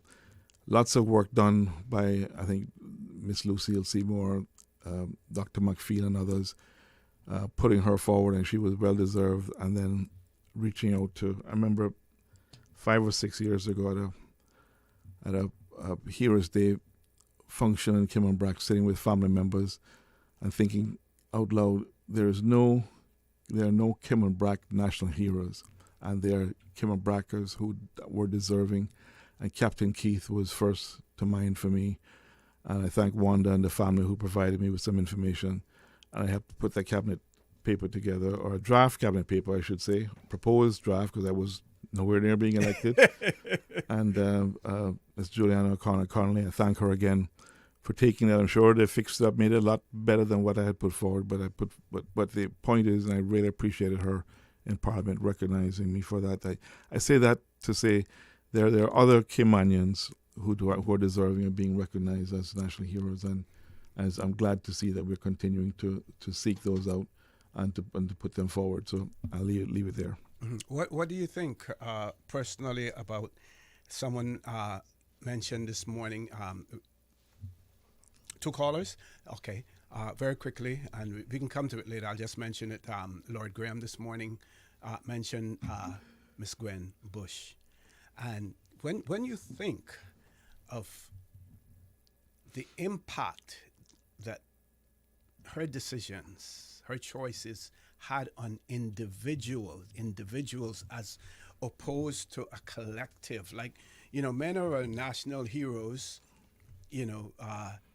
their contributions were to a collective of the Cayman Islands, as one, as opposed to the individual lives that Miss Gwen Bush impacted. And you will hear, when men came back home from sea, they brought gifts for her, or in other ways sought, to show their appreciation for what she did, for them. Because she would have that list of names of persons who had an interest in shipping out, and she would use that list, and not for any reward, no nepotism or anything like that involved in it. Just wanted to mention that, and we can go to the callers. Let's go to our... Thank you for that. Thank you for that. First caller, good morning. Welcome to For the Record. I don't need to say good morning again to you, OC, but I can say good morning to the MP, Mr. Tatum there. Morning, sir. How you doing? Yeah. I think there's other people that I think should have been awarded for the public work area. Was Mr. Walford Scott and Paul Parchment.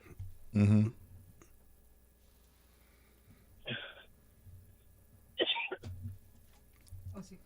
Sound like you need some water. You're having some difficulties there, Lord Graham? Talk too much. Talk too much. You got company in there. You got to turn that radio down, too. Caller, are you there? Let's go to the next caller. Hopefully everything is okay. We can come back to him. Commercial break. Oh, okay.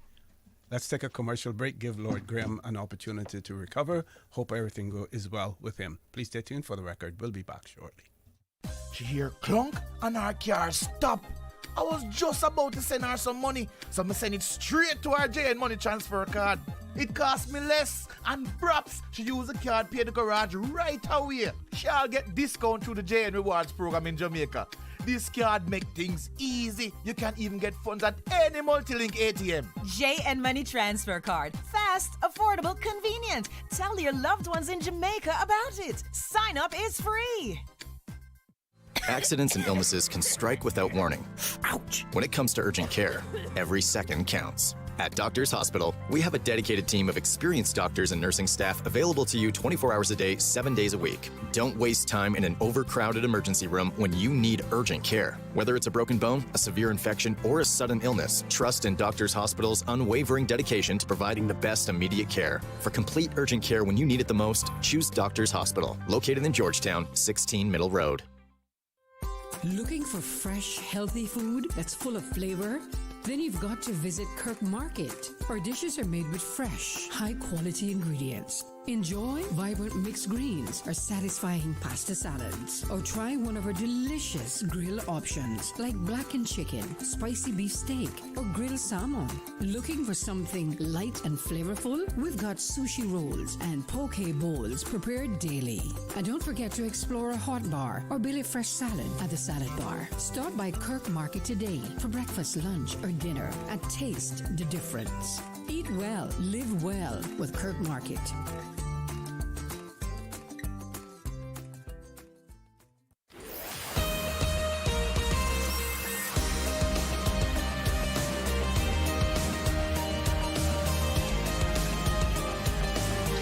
Record with Orrett Connor. Good morning and welcome back to For the Record. I believe that has that caller rejoined us, Miss Susan? No, we do have another caller though. Let's grab the caller. Caller, good morning. Welcome to For the Record. No callers. Sorry. Okay, sorry. Mr. Tatum, over to you. Thanks. During the break, we had a quick chat. I remember there was something I wanted to mention to Lorna, which I just totally forgot to. So I'll do it now. When it's, so the Public Lands Commission only came into fruition in 2017, so they weren't around 18 years ago. And certainly one of the things I remember that Honorable Kurt Tibbetts did do was there was a point in time when only private individuals could bring suit about protecting these rights to public access. And Kurt made sure that was changed within law to make sure government itself could do so, because a lot of times private individuals may not have the wherewithal, the actual ability to fund such a campaign, but government with its lawyers and legal team and so on could. So it is something that I know that Honorable Kurt Tibbetts took seriously, and he made those changes in part to make sure that government itself could actually, and he led the charge, if I remember correctly, also to making sure that these public rights were not just anecdotal, but actually registered. So it's something he did take seriously. So I don't want the public to think that that's not the case at all. I know that's not what Lorna was trying to say, but just wanted to make that clear. Okay, we do have a caller now. Caller, good morning. Welcome to For the Record. Oh, see, can you imagine Lord Graham being avoided to speak by his own fault? I was come up here, Frank, son, by the little food stand. I don't know whether it was something I ate, but I'm back. That's good to know. Yeah, good to know that you're okay. Yeah. I was just mentioning my good friend Mr. Crawford Scott and my good friend Paul Parchment, who I know was hand in hand with the great Mark Scotland there at NRA. I think they were the one. They started out in public work, but they were very instrumental in creating the NRA, especially Mark Scotland, and his award I think was really well earned, because I think just about almost every single personnel that is in NRA today was hired by Mark. I can do when my kid was a youngster, him and many of his friends got part-time work in the summer, and I think Mark still have the record of hiring the most vacation kids ever in that area. Yeah, so I think people like that they give award to is I think was well earned. But I was just disappointed with the Paul Parchment and the Crawford Scott, who was very instrumental with the NRA and building of roads and stuff. But you do recognize that the it is incumbent on someone to nominate them. Well, that too, OC, but we're a small community, and I think the people that are in charge at the government level should also be knowledgeable of who did what in the Cayman Islands. That's the breakdown right there now in knowing our history and, knowing our past. Because we should all know our past, especially I heard you spoke again about Miss Gwen Bush. All kids should be told about Miss Gwen Bush, just like how I was told, but it came naturally to us. But nowadays, because we don't go to see, her name is not ringing. But they should be also told about who Miss Gwen Bush was and what she contributed towards us building, getting our people out there so we could build the country, to the point where, I don't think no other have had, I think, 400 men that she touched personally walk behind her casket. I think it was 400 men walk behind her casket. I don't think no one else in the Cayman Islands will see that had that kind of gathering at their funeral.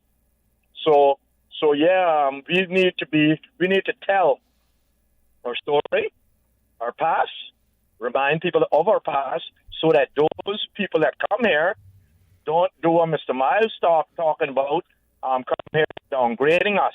You know, we are a proud and very creative group of people that create such a environment for people now to come and enjoy. So yeah, we need to award everybody because of all the national heroes now. We'll see, we got what, 15? Mm-hmm. Jamaica only got 7, and most popular person in the Caribbean, they never get national hero too. That Bob Marley. So I think Radio Cayman should be national hero too. Then I'd vote for that. So yeah, Josie, gotta go. Okay, thank you. Graham, take care. Very much. All the best, man. Okay, over to you, Mr. Tatum. Thank you, sir, and thank Graham again for calling. I'm glad he's okay. We were kind of concerned there for a short bit. Before I move on to something else I was going to speak on, but I want to just give condolences again to constituent Luis Castillo, who's lost his wife Jolene. She will be buried this coming Saturday, and I spoke with him last night just to make sure he was okay and make sure he's bearing up. But yeah, we have folks in our communities, especially our older folks, passing on. It's something I became aware of as a friend of mine said to me some years ago. So, Roy, you realize we have more years behind us than we have ahead. I said yes, but you have to remind me. But it's but yeah, just my condolences again, Louis, and all of our best to you. And speaking of condolences, my former colleague, friend Austin Harris. I was shocked when he became so ill. Even more shocked that when he passed away so quickly. But I'm so very happy that he was able to make it home. Speaking to his family members, his brother, that was his wish, that his son was able to arrive from the UK to be here with him. And Austin he had a huge heart. He had a huge voice, as his brother says, and as he mentioned today in the Compass as well. Austin was not a man who could whisper.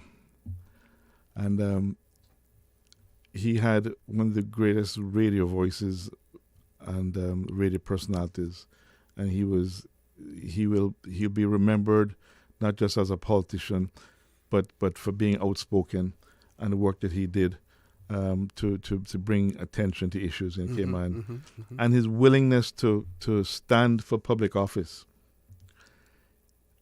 It's not for the weak-hearted, and I having worked with him firsthand, I know how much he cared about our country and our islands, and I just wanted to just say that he is remembered. His brother messaged me, and I think he also mentioned to the Compass that they've been overwhelmed by the calls that they've had with people, not only sending condolences, but talking well with regards to Austin and how important he was to their lives, whether when he was on the radio or his time in politics. And I just say it's entirely fitting. I believe the intent. I meant to look this morning. I forgot to. But I think they were going to fly the flags at half-mast. I don't know if that's actually happening today or tomorrow. Okay, I hadn't seen an announcement of that yet. So maybe I might be preempting things, but that's what. But I do hope that happens. It should happen. He really had in his own way made a big difference to things in Cayman, whether on the radio or his time in politics. So condolences to the family, condolences to my friend Rob, and all of our best. Sail on, Austin. Rest in peace. Yes, certainly. Let's take our last commercial break, folks. Please stay tuned. For the record, we'll be back shortly.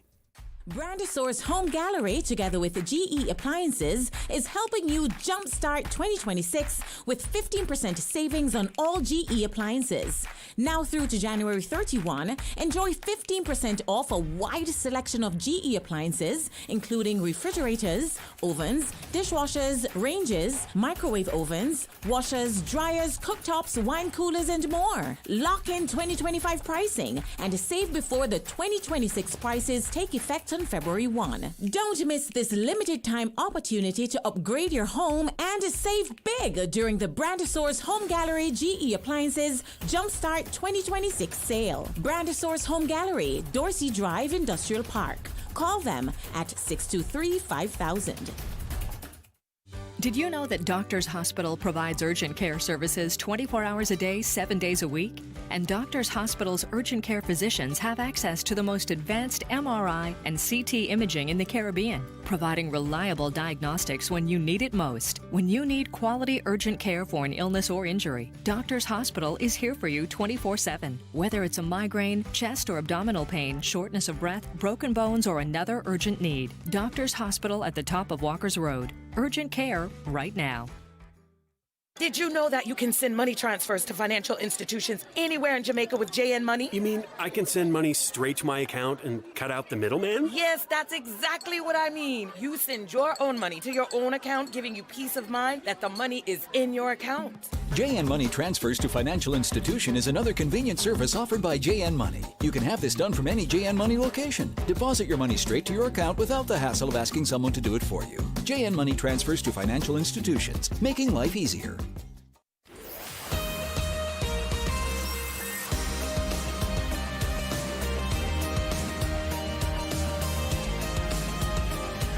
For the Record with Orrett Connor. Good morning and welcome back to For the Record. We're on the last leg of the show this morning with Member of Parliament, Mr. Roy Tatum. We are going to leave the phone lines open if you want to call in. If you have any comments or anything that you may want to discuss with MP Roy Tatum, please feel free to do so. We're going to keep the phone lines open. Meanwhile, I will look to see what comments that we have from our listeners. This is what person says. Good morning. Sorry to see that no one from the Public Works Department or the NRA did not nominate Mr. Brian Tomlinson for an award on Monday in Heroes Day in Heroes Square. He was one of the leading engineers on the Queens Highway development in East End, opened by Her Majesty the Queen in 1983. But I want to remind persons again that,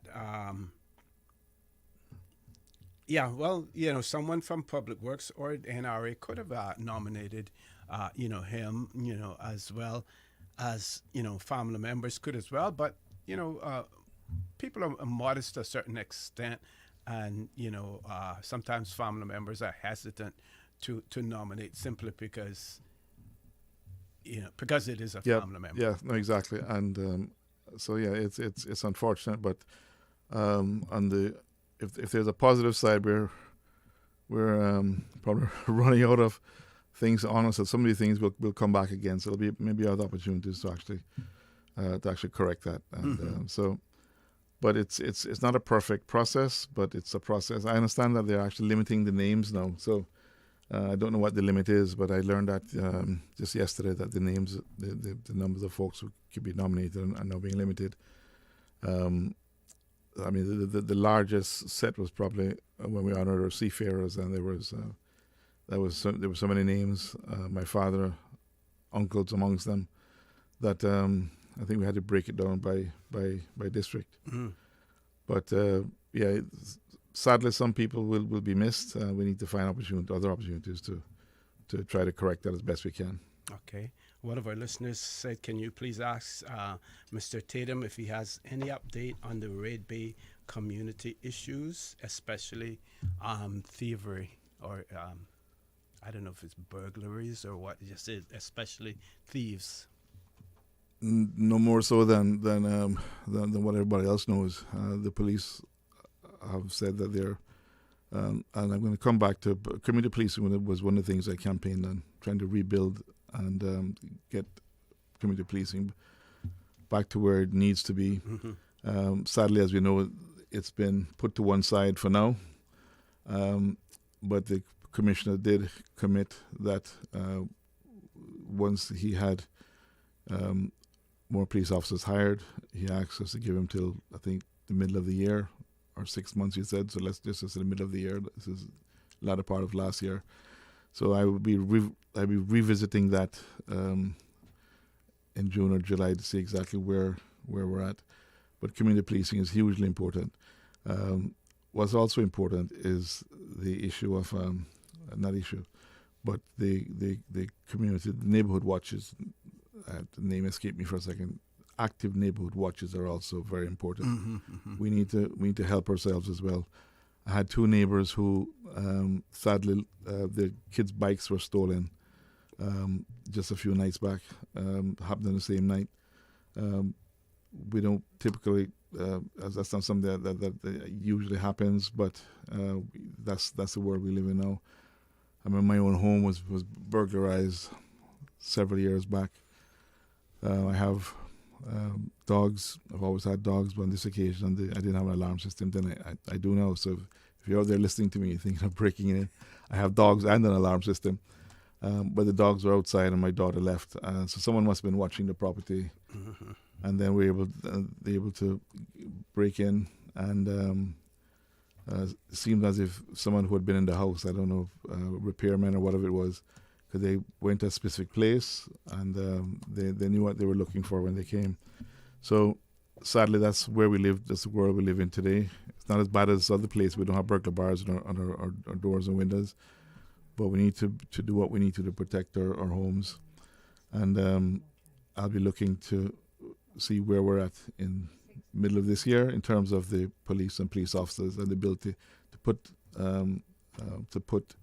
neighborhood policing back in place. Having said that, though, I think the police are doing a good job. They're still arresting people. Burglars is one thing, drugs is another. So they have their hands full. And you were mentioning earlier on when I walked in and sat down, you were mentioning the police and incentivizing college graduates, not only for the to take the scholarship, but also when they get back to be able to be paid a bit better. I think broadly we need to be thinking about the importance of policing and the fact that we may need to make sure that they're being paid. They work on a shift system I wouldn't want to work on. They walk into danger. They are feeling the pinch of cost of living like all of us are. So police have lost staff to other places that are paying them more. We need to make sure we can keep the good police officers that we have, and we train up good police officers as well. And we try to get as many local people into policing as we can. So I will join you in your recommendation that we try to make sure that we get enough college graduates who are willing to join the police force, but they need to be remunerated as well. So I join you in that. Now, talking about the neighborhoods, and people hear about you have the Ring cameras and stuff like that, but it is more than just installing them. You have to basically subscribe to some sort of provider or something like that for you to get the details that you want.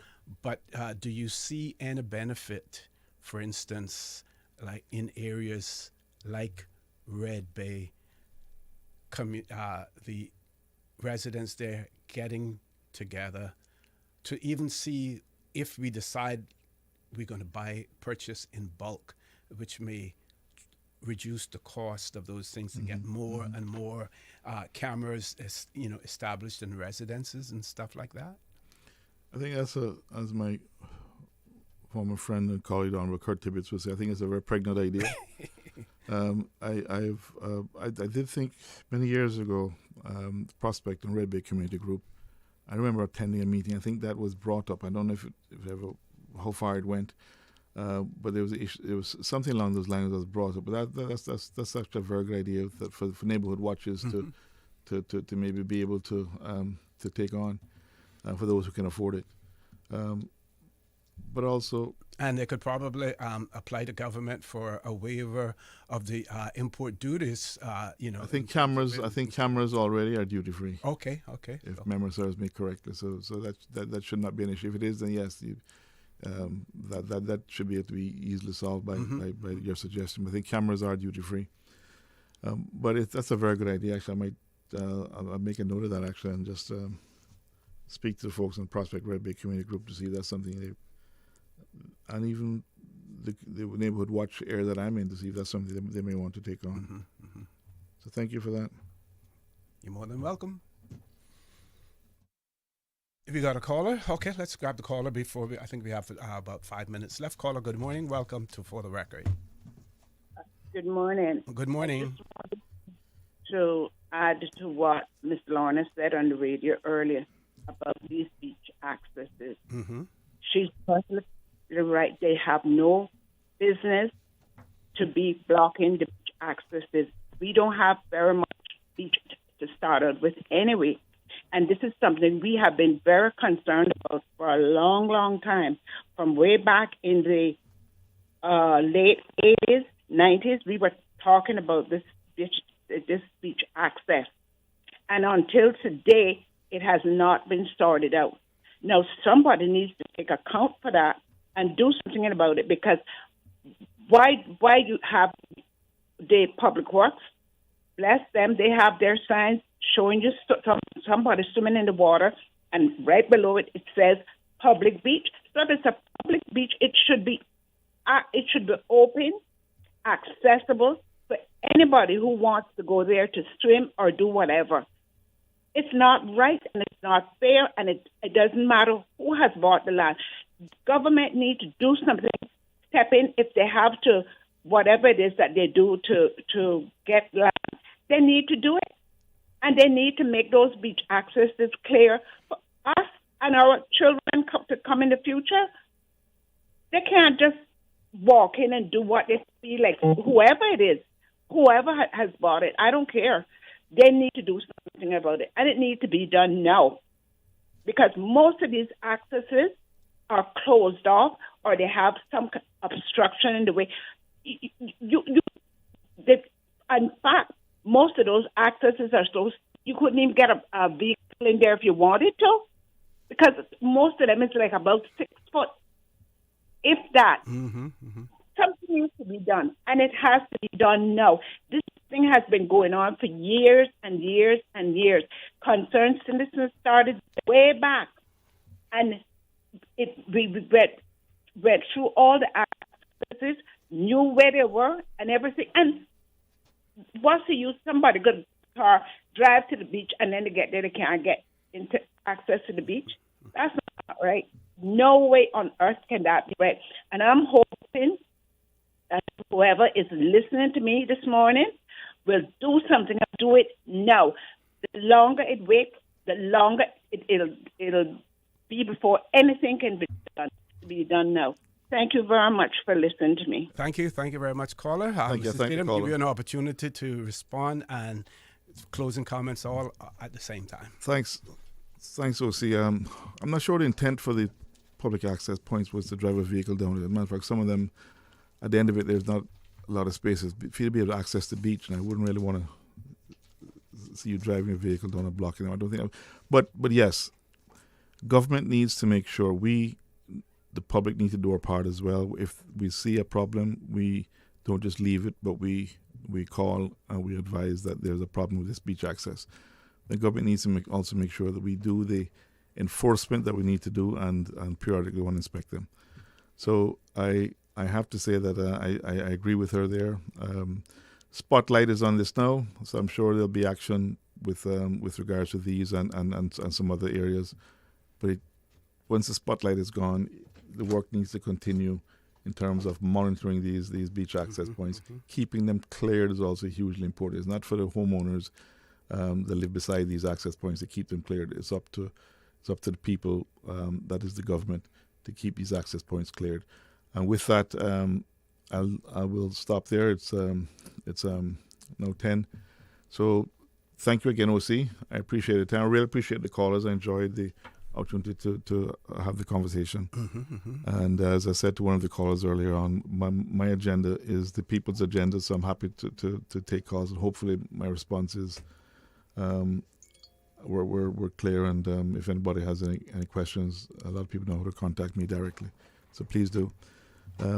All the best, and I'll see you again, if not next week, then maybe the week after. Okay, well, thanks again for making yourself available. I'm sure that our listeners, as well as those persons who call in, appreciate the fact that they have that opportunity to converse with you, to share their concerns, as well, and to give congratulatory comments and messages, where they're needed as well. So, thanks again for making yourselves available.